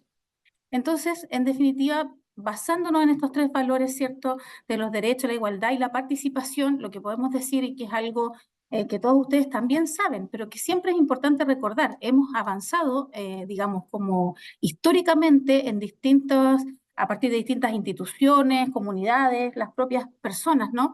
Hemos ido viviendo esta como evolución y avance de modelos, que no es menor, y que esto también dice relación con estos valores en acción, es decir, no es lo mismo y no fue lo mismo pensar la igualdad, la participación y los derechos, por ejemplo, aun cuando no existía la guía en ese momento, por decir algo, pero haciendo el ejercicio y la relación, no era lo mismo desde el modelo biomédico, desde el concepto o el enfoque de la normalización, y que estaba un poco más de la mano con el concepto de integración, que si bien dio un paso adelante, para centrarse en apoyos dirigidos y específicos a personas que lo requiriesen, hoy día podemos hablar, ¿cierto?, de inclusión, de un concepto que está a la base de cualquier diseño, de cualquier creación de proceso, de alguna política, de un lugar, ¿cierto? Estamos pensando que sea para todos y todas, ¿ya? Derribando barreras para la participación, y hoy día también situados desde otros enfoques, por mencionar el enfoque biopsicosocial y el modelo social de la discapacidad. Entonces creemos que hay una relación aquí, ¿no?, de poner en acción estos valores que estamos hoy día resaltando desde el modelo. Y bueno, decirles que efectivamente esto se ha traducido y se tradujo en un momento histórico, por ejemplo, en donde las personas que participaron de la elaboración de la Convención Internacional de los Derechos de las Personas con Discapacidad sostuvieron que de aquí en más no hay nada, ningún tema que tenga relación con las personas con discapacidad en donde ellos y ellas no estén presentes. ¿Sí? Entonces, es otro ejemplo más de este ejercicio de llevar el valor a la acción. Ahora sí. Luego, como institución, y aquí ya centrándonos un poco más desde el Servicio Nacional de la Discapacidad, que también ha tenido su tránsito y su avance, ¿cierto? ¿Cómo nosotros ponemos, ¿cierto?, en marcha o en acción estos valores? Bueno, nosotros tenemos hoy día una institucionalidad que se modificó, que cambió, que tiene mayores atribuciones a partir también del cambio de paradigma y del cambio de normativa, y tenemos, ¿cierto?, la Ley 20.422, que establece normas sobre igualdad de oportunidades e inclusión social de personas con discapacidad. ¿Y cómo lo hacemos entonces para poder ser concretos en estos valores en acción? Lo hacemos a través de los planes y programas, del financiamiento, que efectivamente podemos coincidir en que la concursabilidad no es lo óptimo para una política pública en estas materias, pero esa es la forma en que hemos avanzado hasta hoy, que esperamos sea diferente en el futuro, pero ¿cómo lo hacemos? A través de planes y programas que entregan ciertos beneficios. ¿Para qué? Para poder financiar ayudas técnicas, servicios de apoyo, ajustes razonables y accesibilidad en todas sus formas y modalidades, porque desde nuestro punto de vista y también institucionalmente, esas son las medidas, ¿cierto?, de acción positiva para, en definitiva, igualar oportunidades desde el enfoque de derecho y fomentar y favorecer la participación, nuevamente recurriendo a los valores que hoy día estamos resaltando. La siguiente, por favor. Y bueno, esto además de tener cierto un correlato con esta guía de educación inclusiva, con todo este marco teórico tan fundamental que ustedes ya conocen, también tiene un correlato con la realidad, con la población. O sea, ¿de qué estamos hablando? ¿Quiénes son las personas que efectivamente están viviendo las barreras o se están viendo beneficiadas al derribar las barreras para justamente poder participar desde el ejercicio del derecho, en este caso a la educación? Estamos hablando, ¿cierto?, que el último estudio en discapacidad menciona o identifica que el 14,7% de niños, niñas y adolescentes entre 2 y 17 años tienen algún grado de discapacidad. Entonces es importante conocer, identificar a los niños, niñas y adolescentes y con ello también sus necesidades de apoyo, las percepciones que ellos tienen también de estas barreras que pueden haber en sus entornos educativos, cuáles son sus intereses y su sentir y pensar. Y desde ahí también cómo estamos haciéndolo para derribar estas barreras y poner en acción los valores. Luego lo que queremos mostrarles aquí también, ¿cierto? Haciendo una relación de esta población de niños entre 2 y 17 años que sí presentan discapacidad, es que, por ejemplo, el 29,8% de ellos requiere de utilizar dispositivos para estar en la escuela, ¿ya? Y ahí eso podría ser, digamos, algo patente y concreto de que deberíamos estar proveyendo, ¿cierto?, a nuestros niños y niñas en las escuelas para que participen en igualdad de derechos, en igualdad de condiciones y todo lo que ya hemos venido conversando. Entonces, la pregunta aquí es, ¿de qué forma estamos disponiendo, por ejemplo, los apoyos para asegurar el ejercicio de derechos en igualdad de condiciones en las comunidades educativas? Reflexiones que si nos queda un espacio podemos verlas al final. Desde otro punto de vista y complementando también el uso de dispositivos, también hay un porcentaje no menor de niños, niñas y adolescentes con discapacidad que representa el 25,4% que indican, ¿cierto?, o están, ¿cierto?, visualizados como que son niños, niñas y adolescentes que necesitan asistencia en la realización de actividades debido a su situación de discapacidad. Y necesitan esta asistencia, en el 25,4% de los casos, la necesitan para participar en actividades de la escuela. Entonces aquí, por ejemplo, estamos disponiendo de servicios de apoyo para asegurar el ejercicio de derechos en igualdad de condiciones en las comunidades educativas, manejamos, conocemos el concepto de servicios de apoyo, sabemos dónde poder conseguirlo, quizás todavía es un concepto no tan masivo, es un concepto que está en la ley de inclusión social, y cuán importante es, ¿cierto?, observar a nuestros niños, niñas y adolescentes sus necesidades de apoyo para poder identificar aquello que sea preciso para eliminar barreras desde un modelo centrado en ellos y ellas. Ya, la otra.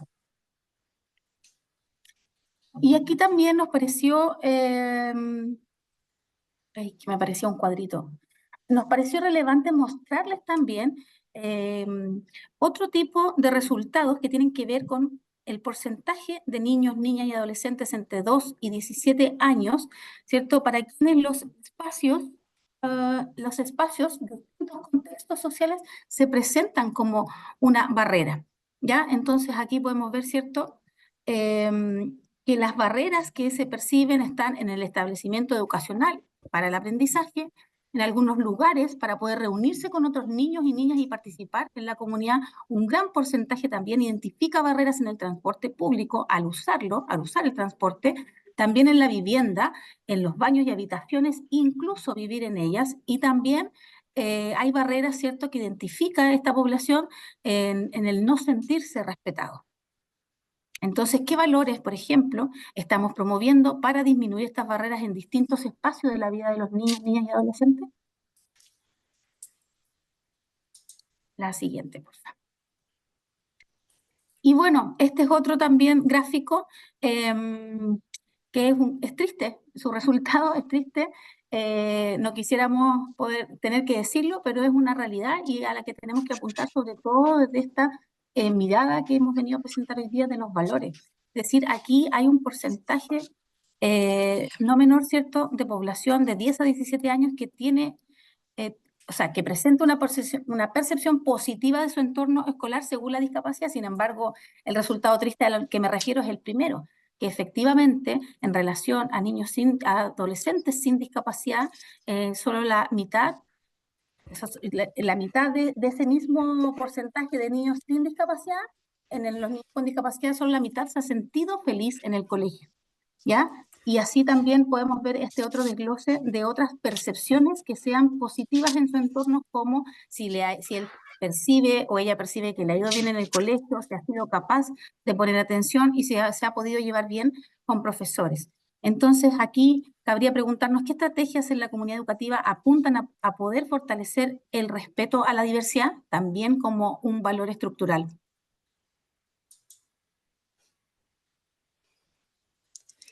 Y bueno, si bien hemos revisado de manera muy general estos datos que nos parecieron interesantes, quizás para dejar acá pulsando esta discusión y que se la puedan llevar a sus espacios, quizás por tiempo no vamos a poder profundizar, pero entender de que la inclusión de por sí es compleja, ¿ya? Y esta imagen, que es muy interesante que nos plantean algunos autores, que es un poliedro, o sea, que múltiples caras, obviamente, que en sí tiene aristas, pero es una tarea compleja. Sabemos que es una tarea compleja, entendiendo que la inclusión es un proceso y no es una meta, no es un estadio de llegar a un lugar, no tiene fin, digamos, no tiene principio ni fin. Esta idea de quizás del círculo o de esta imagen del infinito.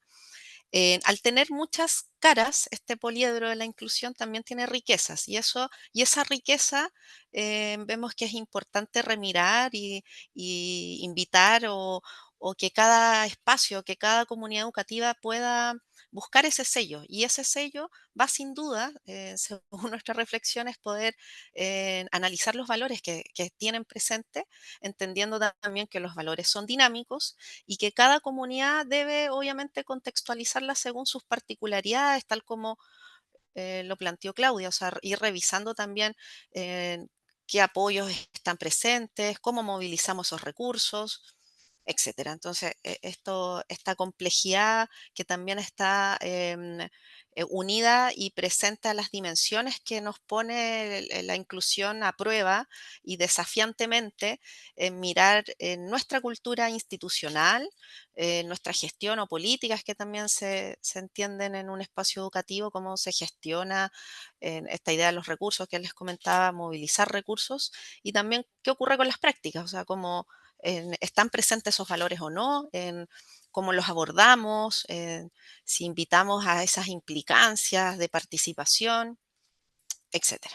Entonces, en esa línea, entendiendo lo complejo que es la inclusión, hay algo también muy bonito que nos pareció importante relevar esta tarde, son estas tramas también de esto poliédrico o esto complejo que es la inclusión, de ir relacionando y ir invitando quizás a que cada comunidad pueda construir sus valores que determina de manera incluyente, y cuáles serían ese paralelo, ese espejo de valores excluyentes. Este también es un material del índice, que es un material que está a disposición ahí. Y nos hace preguntarnos en qué valores deberían organizarse para nuestra forma de vivir juntos en este espacio. Entonces ahí hay valores que son llamativos y quizás que no son parte quizás constante de la reflexión, como el coraje, como la belleza, la compasión, ¿ya? Em, bueno, ahí no podemos quizás, en sí mismo cada valor puede ser una presentación. Y tal como les comentamos, esta revisión de conceptos o de ideas está dada de un instrumento que es la Guía de Inclusión Inclusiva, un instrumento que permite que cada comunidad, cada miembro de la comunidad pueda reflexionar en esta mejora, ¿ya? Entendiendo en este proceso son materiales, instrumentos que permiten la autoevaluación y bueno, y la idea es que desde este instrumento también se puedan vincular otro tipo de trabajos que están también solicitados en los establecimientos que tienen que ver con planes, planificaciones o partes de gestión institucional que pueden conversar muy bien, ¿ya? Por eso queríamos relevar este material esta tarde con ustedes. Y bueno, por ahí también en la línea de ir terminando nuestra reflexión, algunos desafíos que ahí Claudia y yo dejo la pregunta y Claudia Sí. los va a ir relevando, pero sí efectivamente nos encontramos y eso nos implica a todos, desde las comunidades, desde los espacios institucionales, si nos encontramos trabajando en estos valores, pues, que debiesen y consideramos que son el centro neurálgico para hablar de inclusión, para sentir, para pensar, para creer en los procesos de inclusión, si están o no, qué está sucediendo con esto, ¿ya? Sí, solo para Claudia. complementar y finalizar, invitarles a la reflexión. ¿Ya? Nos pareció interesante mostrar y tratar de llevar a lo concreto y a lo práctico algo que quizás está presente en muchas áreas, en muchas estructuras, como son los valores, pero finalmente también dejar de mirarlos quizás como conceptos más etéreos, conceptos quizás más románticos, y de verdad hoy día la idea es que podamos hacer este tipo de reflexiones críticas en los espacios, en este caso educativos, de si lo estamos haciendo, si estamos poniendo en acción estos valores, de qué forma lo estamos haciendo.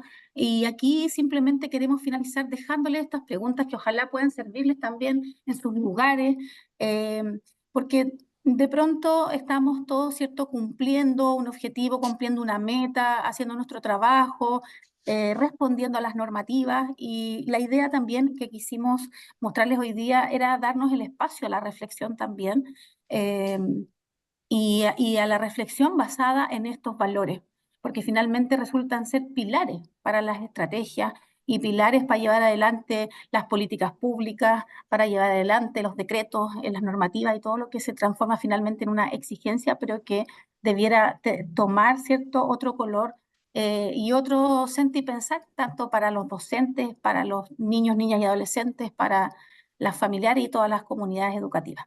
¿Ya? Entonces les dejamos estas preguntas. Por ejemplo, ¿apoyamos el sentimiento de pertenencia en todos? Reconocemos que la inclusión en la educación es un aspecto de la inclusión en la sociedad. Disfrutamos conociendo lo que tenemos en común y lo que nos diferencia. Resolvemos los problemas escuchándonos y buscando juntos una solución. Queremos que todo el mundo sea tratado justamente y que se sienta parte de una comunidad. Estas reflexiones también están extraídas del mismo material, ¿ya? No es algo que hayamos creado, pero nos pareció que tenían mucha relación con lo que hoy día queríamos presentarles. Así que sin más, muchas gracias a todos y todas. Muchas gracias, Muchas gracias. muchas Muchas gracias, gracias. Claudia. Siempre es bueno tener la visión desde la institucionalidad, más aún cuando se habla desde el enfoque de los derechos y el valor de la diversidad. Ahora abriremos el espacio para preguntas. Pueden utilizar la función del chat para enviarlas o presionar el icono de la mano y realizarlas a viva voz. Ya tenemos la primera pregunta. Es para Paula, nuestra primera expositora. La pregunta dice, ¿el programa PAI requiere de una reforma profunda desde la perspectiva de los usuarios y de participación ciudadana para mejorar su propósito? El programa PIE, Sí, ¿sí? sí, Esa es sí, la... Sí, el sí, programa esa es la PIE. pregunta. Pucha, desde mi perspectiva, tengo la sensación de que en general todas las leyes, inclusive las últimas leyes respecto a trastorno del espectro autista, todas ellas necesitan una revisión bastante acabada, ligada a las realidades de cada uno de los territorios y ligada a las realidades de los propios establecimientos educacionales. Dentro de la experiencia que yo tengo, hoy día los PIE no están dando eh, la cabida a todos los estudiantes. Los PIE no están, no están brindando los apoyos necesarios para que los estudiantes puedan participar de manera activa en el currículo. Tengo la sensación de que además existe una poca flexibilidad del sistema educacional, pero porque además el sistema educacional está basado en resultados y al parecer muchos de nuestros estudiantes no generan los resultados que las escuelas quieren obtener. Entonces, más allá que el sistema o el plan PIE tenga que tener una revisión, tengo la sensación de que nuestro sistema educativo tiene que tener una revisión. Nuestro sistema educativo no es integrador, nuestro sistema educativo no es inclusivo y nuestro sistema social no es inclusivo. Entonces tengo la sensación de que la problemática va más allá del PIE, la problemática va en lo que recién hablábamos, respecto a los valores, respecto a cómo nosotros podemos entender que el otro es un legítimo, ¿no es cierto? Más allá de las diferencias o las características personales que nosotros podamos tener y que los resultados no pueden transformarse necesariamente en calificaciones. Y respecto a lo que hablaban todos, lo que hablaba Alejandra, lo que hablaban recién, hoy día nosotros como las personas o las personas con necesidades educativas especiales permanentes, que es lo que nosotros trabajamos, están excluidas de este sistema exitista, de este sistema calificador, de este sistema que tiene que rendir. Entonces yo creo que tenemos que hacer una revisión profunda respecto a si la reforma que nosotros estamos trabajando hoy día es la reforma que el país necesita. Es una reforma que tiene una realidad con lo que nosotros requerimos y todos sus actores. No solamente la gente con discapacidad, sino que hay niños que tienen problemas específicos de aprendizaje y también sufren mucho. O tienen problemas emocionales y también sufren mucho en las escuelas. Yo creo que esto es un problema multisistémico y tenemos que trabajarlo. Muchas gracias por tu respuesta, Paula. Muy aclaratoria. Ahora tenemos una siguiente pregunta para Sandra, Ángela y Claudia. La pregunta es, ¿qué posibilidades de gestión tiene el DEMRE o SENADIS de solicitar revisión de la cartilla de derechos y deberes de exámenes libres para buscar mejorar la forma de evaluar, crear una prueba nacional o permitir la revisión del instrumento, pensando que las familias de niños y niñas con discapacidad, luego de obtener los certificados médicos, e indicar las adecuaciones necesarias, no pueden saber si esas adecuaciones fueron implementadas o no.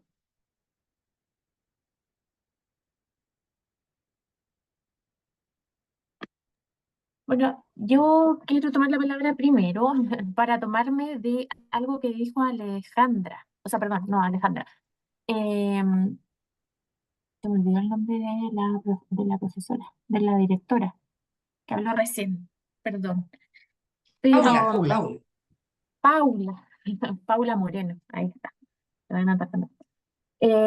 Lo que pasa es que nosotros también hemos tenido una nueva preocupación, por decirlo de alguna forma, porque a pesar de que nosotros tenemos instaurado, y esto antes de responder a la pregunta que leyeron, un proceso de solicitud de ajuste formal, lo que nos ha pasado en las últimas, me atrevería a decir, en las últimas 4 rendiciones, pruebas de verano y de invierno, que claro, nosotros tenemos cubierto en el fondo los ajustes, nos preocupamos de que los chiquillos, en este caso, con trastornos depresivos, ansiosos o del ánimo, que manifiestan la solicitud de ajuste, nosotros entregamos esas instancias a través de pausas, eh, tiempo adicional, qué sé yo, la autorización de implementos, ¿cierto?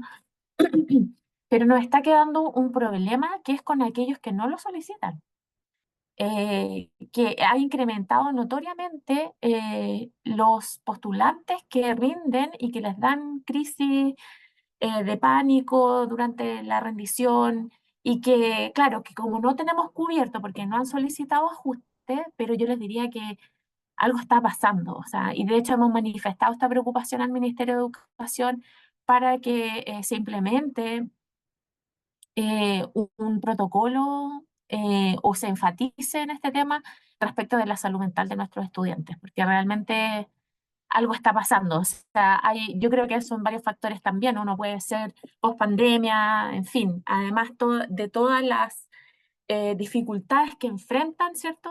Por las barreras del sistema, ¿sí? Ahora, refiriéndome a la pregunta, encantados. Nosotros, bueno, como les mencionaba anteriormente, tenemos facultades bien delimitadas, que es como para entregar los ajustes, pero igual a nosotros nos encanta participar en otras cosas. Como les decía, nos juntamos con escuelas, con profesores, con proyectos de integración, vamos a escuelas especiales a ayudar a los chiquillos sordos a inscribirse en la prueba. O sea, si nosotros depende ayudar en lo que sea necesario, lo haremos. Encantadísimo. Así que les pedimos que Senadi nos convoque a esta reunión de revisión si quieren tomar la pelota. O la misma escuela, Sandra, conversemos. O justamente sea, a partir de lo que comentas, por ejemplo, de la salud mental, este año, dentro de los diagnósticos para solicitar adecuaciones, por ejemplo, rendiciones de exámenes libres, no está considerado, por ejemplo, ninguna situaciones de salud mental, ni trastornos ansiosos, ni emocionales, no están dentro de las opciones que los niños puedan tener, por ejemplo, para pedir adecuaciones. claro, y eso debe estar explícito, porque si no, no hay cómo poder enfrentar esas situaciones, la verdad. Entonces, que lo más importante es que el estudiante pueda tener el resguardo, cierta tranquilidad, o sea, de que va a contar con ciertas condiciones, tanto para los padres como para los estudiantes. Entonces, sí, la verdad es que es complicado, pero tenemos todo el interés de participar ahí en lo que nos invite o poder aportar desde donde estemos y con lo que podamos. Así que escríbanme a mi correo nomás invitándonos y podemos tener una reunión ahí o conversar por al ladito mientras tanto para ver cómo podemos ayudar. ¿Sí? Muchas gracias. Sí, Muchas solo complementar ahí desde Senadis que tirándonos la pelota se llama esto, Sandra. No, llevamos muchos Menos mal años que no está el trabajando. Mineduc, porque ahí sí que lo haríamos péveres, tirándole toda la pelota. Llevamos muchos años trabajando junto a Sandra y el equipo del DEMRE, los ajustes ahí. Y desde el Senadis efectivamente no tenemos una llegada tan directa quizás a esta pregunta específica, pero nosotros nuestro lenguajear siempre está de la mano de las adecuaciones, de los ajustes, de los apoyos y todo aquello que mencionamos en nuestra presentación y que está contenido en la ley. Y es lo que hace Senadis finalmente, igualar oportunidades para la participación a través de la entrega, ¿cierto?, de todos estos dispositivos tipos diferentes de apoyo para que en los diferentes ámbitos las personas, los niños, las niñas puedan participar de manera más equitativa. Por lo tanto, aquí creo yo que también podemos llevar este trabajo que se ha hecho en el DEMRE, que es un trabajo muy enriquecedor a estas alturas. O sea, más allá de que aumenten las cifras, no sé qué tan bueno sea, pero sí creo que ha sido una respuesta real a las necesidades de ajustes y de apoyo. Entonces podemos llevar esta metodología de trabajo también a otros niveles educativos y a otros procesos de educación, pero sí también pienso que efectivamente ahí tiene que haber una responsabilidad y una respuesta de la entidad a cargo en la materia. Y por nuestra parte apoyar todo aquello que tenga que ver con los apoyos, ahí siempre Senadis va a estar, digamos, pero como que ellos deberían llevarla, pienso yo. Ellos, bueno, yo voy a hablar algo para aportar a lo que dijo Claudia.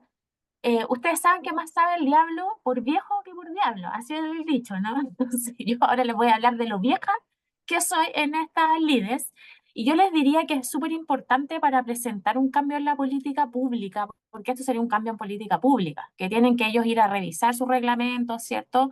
Lo que está declarado en son de la rendición de exámenes libres, y que claro, que puede ser un tema que no está, el otro ha sido prioritario, lo que está reglamentado, en el fondo lo que tiene que ver con el sistema regular, pero esto queda un poco en manos de los privados, entonces pareciera ser no tan urgente, pero vemos que es igual de relevante en términos de que o sea, yo diría que los padres es una opción que están viendo que cada día gana más adeptos, ¿cierto? El enseñar en casa o el enseñar en escuelas alternativas. Entonces, Hay como dato, el año pasado 33.000 niños en Chile dieron exámenes libres. claro, sí, yo lo sé. Entonces, como experiencia, yo les diría que esto hay que manifestarlo no como algo aislado de una institución. Sería importante que ustedes consiguieran aliados que estén en la misma situación, otras organizaciones que estén desarrollando el mismo trabajo y se puedan presentar de esta forma ante el ministerio. ¿Sí? Puede Ya ser lo a través de hicimos, ley de lobby, ya lo ya lo hicimos. hicieron y Y conversaron no hemos con... tenido respuesta, todavía no tenemos respuesta.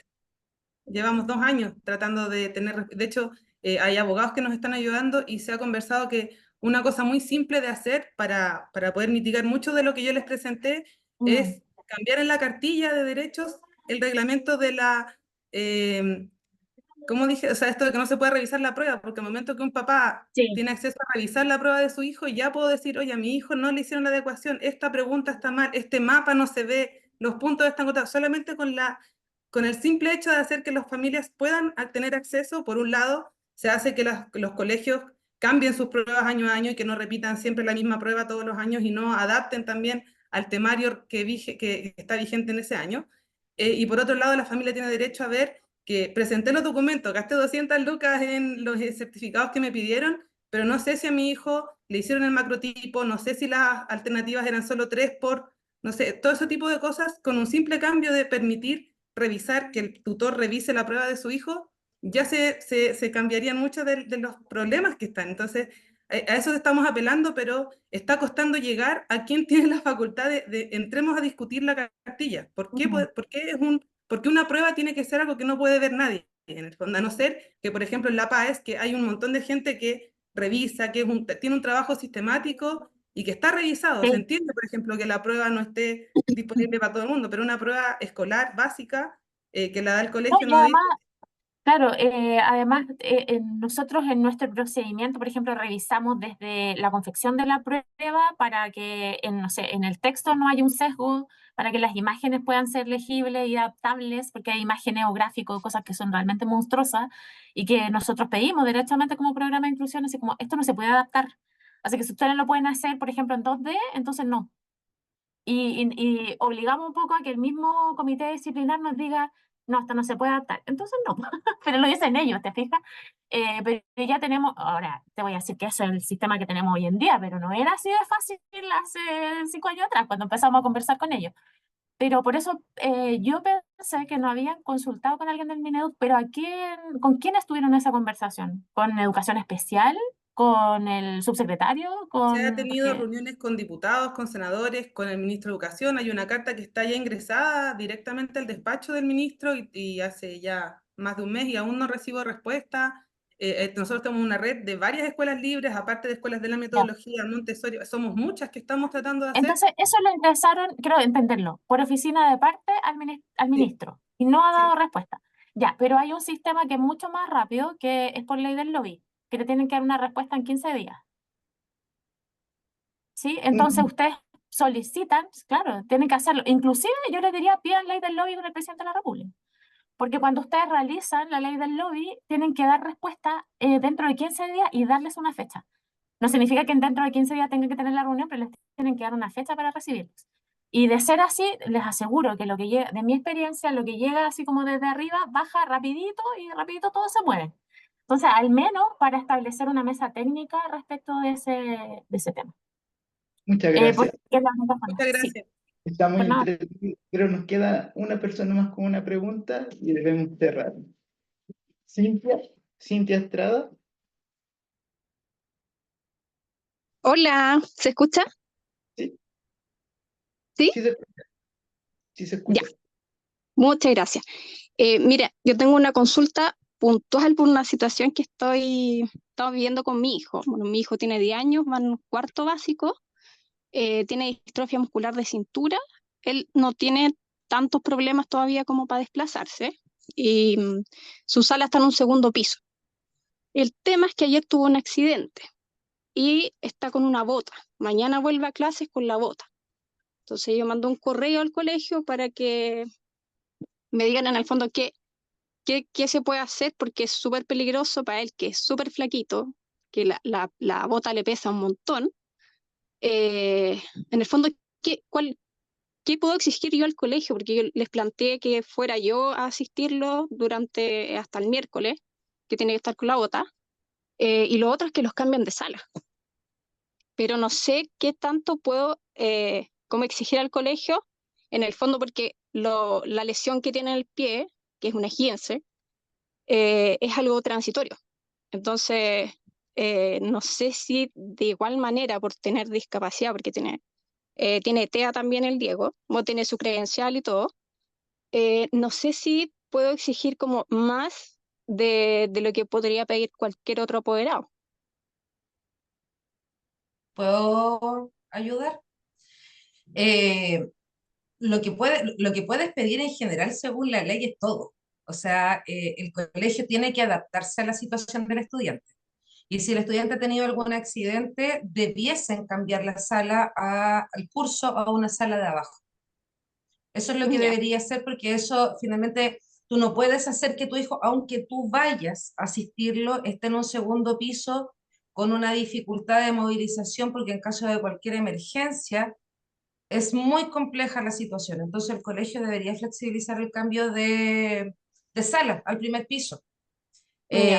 Y si no, ahí es mucho más complicado, porque la superintendencia comienza a pedir otros requerimientos. O sea, no quiere bajarlo, ponga ascensor, no quiere No son. bajarlo, ponga otras ayudas técnicas que sean necesarias para que el estudiante pueda participar de manera segura dentro del colegio. Pero tú sí puedes pedir el cambio de sala, porque si no hay una medida arbitraria respecto al colegio y respecto a la participación de tu hijo. Ya, sí, ahí me queda claro. Lo que pasa es que como en el fondo es por una lesión, pero en el caso del No Diego me da importa. terror que se caiga de la escalera, y con la distrofia muscular es súper complicado rehabilitar ese tipo de lesiones. Entonces, por eso estaba ahí conflictuada, porque mandé el correo en la mañana y hasta ahora no tengo respuesta por parte del colegio. Entonces no sé, mañana voy a llegar con él, no sé si me voy a quedar, si los cambiaron de sala, no tengo idea de nada. Entonces por Es que lo que eso, pasa es que uno puede pedirlo como una medida preventiva, porque igual tiene distrofia muscular, igual sí, se puede lesionar, igual tiene muchas posibilidades a que haya una lesión ante cualquier caída. Entonces, finalmente lo que tú estás pidiendo es una medida solamente que es preventiva, no reactiva. Porque lo ya. que la superintendencia en estos casos lo que nos define y nos pide es que tengamos medidas preventivas. Y por eso está el PICE. Y dentro del PICE esto también debería estar establecido como normativa del colegio. Ya, perfecto. De ahí me quedó súper claro. Muchas gracias. Bueno, muchas gracias a todos por sus preguntas, por participar, muy interesantes, hubo una instancia muy nutritiva, yo creo. Así que muchas gracias y bueno, ahora vamos a tener que cerrar el webinar. Para eso agradecemos profundamente a nuestras expositoras por compartir su conocimiento y experiencia, a los intérpretes de lengua de señas, Jorge López y Pedro Figueroa, así como también a todos y todas a quienes nos participaron en esta ocasión, que realizaron sus preguntas y que también luchamos permanentemente con las barreras del sistema y que entre todos y todas buscamos un mundo mucho más inclusivo. Esperamos que esta actividad haya sido informativa y útil para todos ustedes. Un abrazo y nos vemos en otra oportunidad. Muchas gracias a ustedes por la invitación. Que estén muy bien. Chao, Gracias. muchas gracias. Chao. Gracias. Chao, Chao, chao. chao, gracias.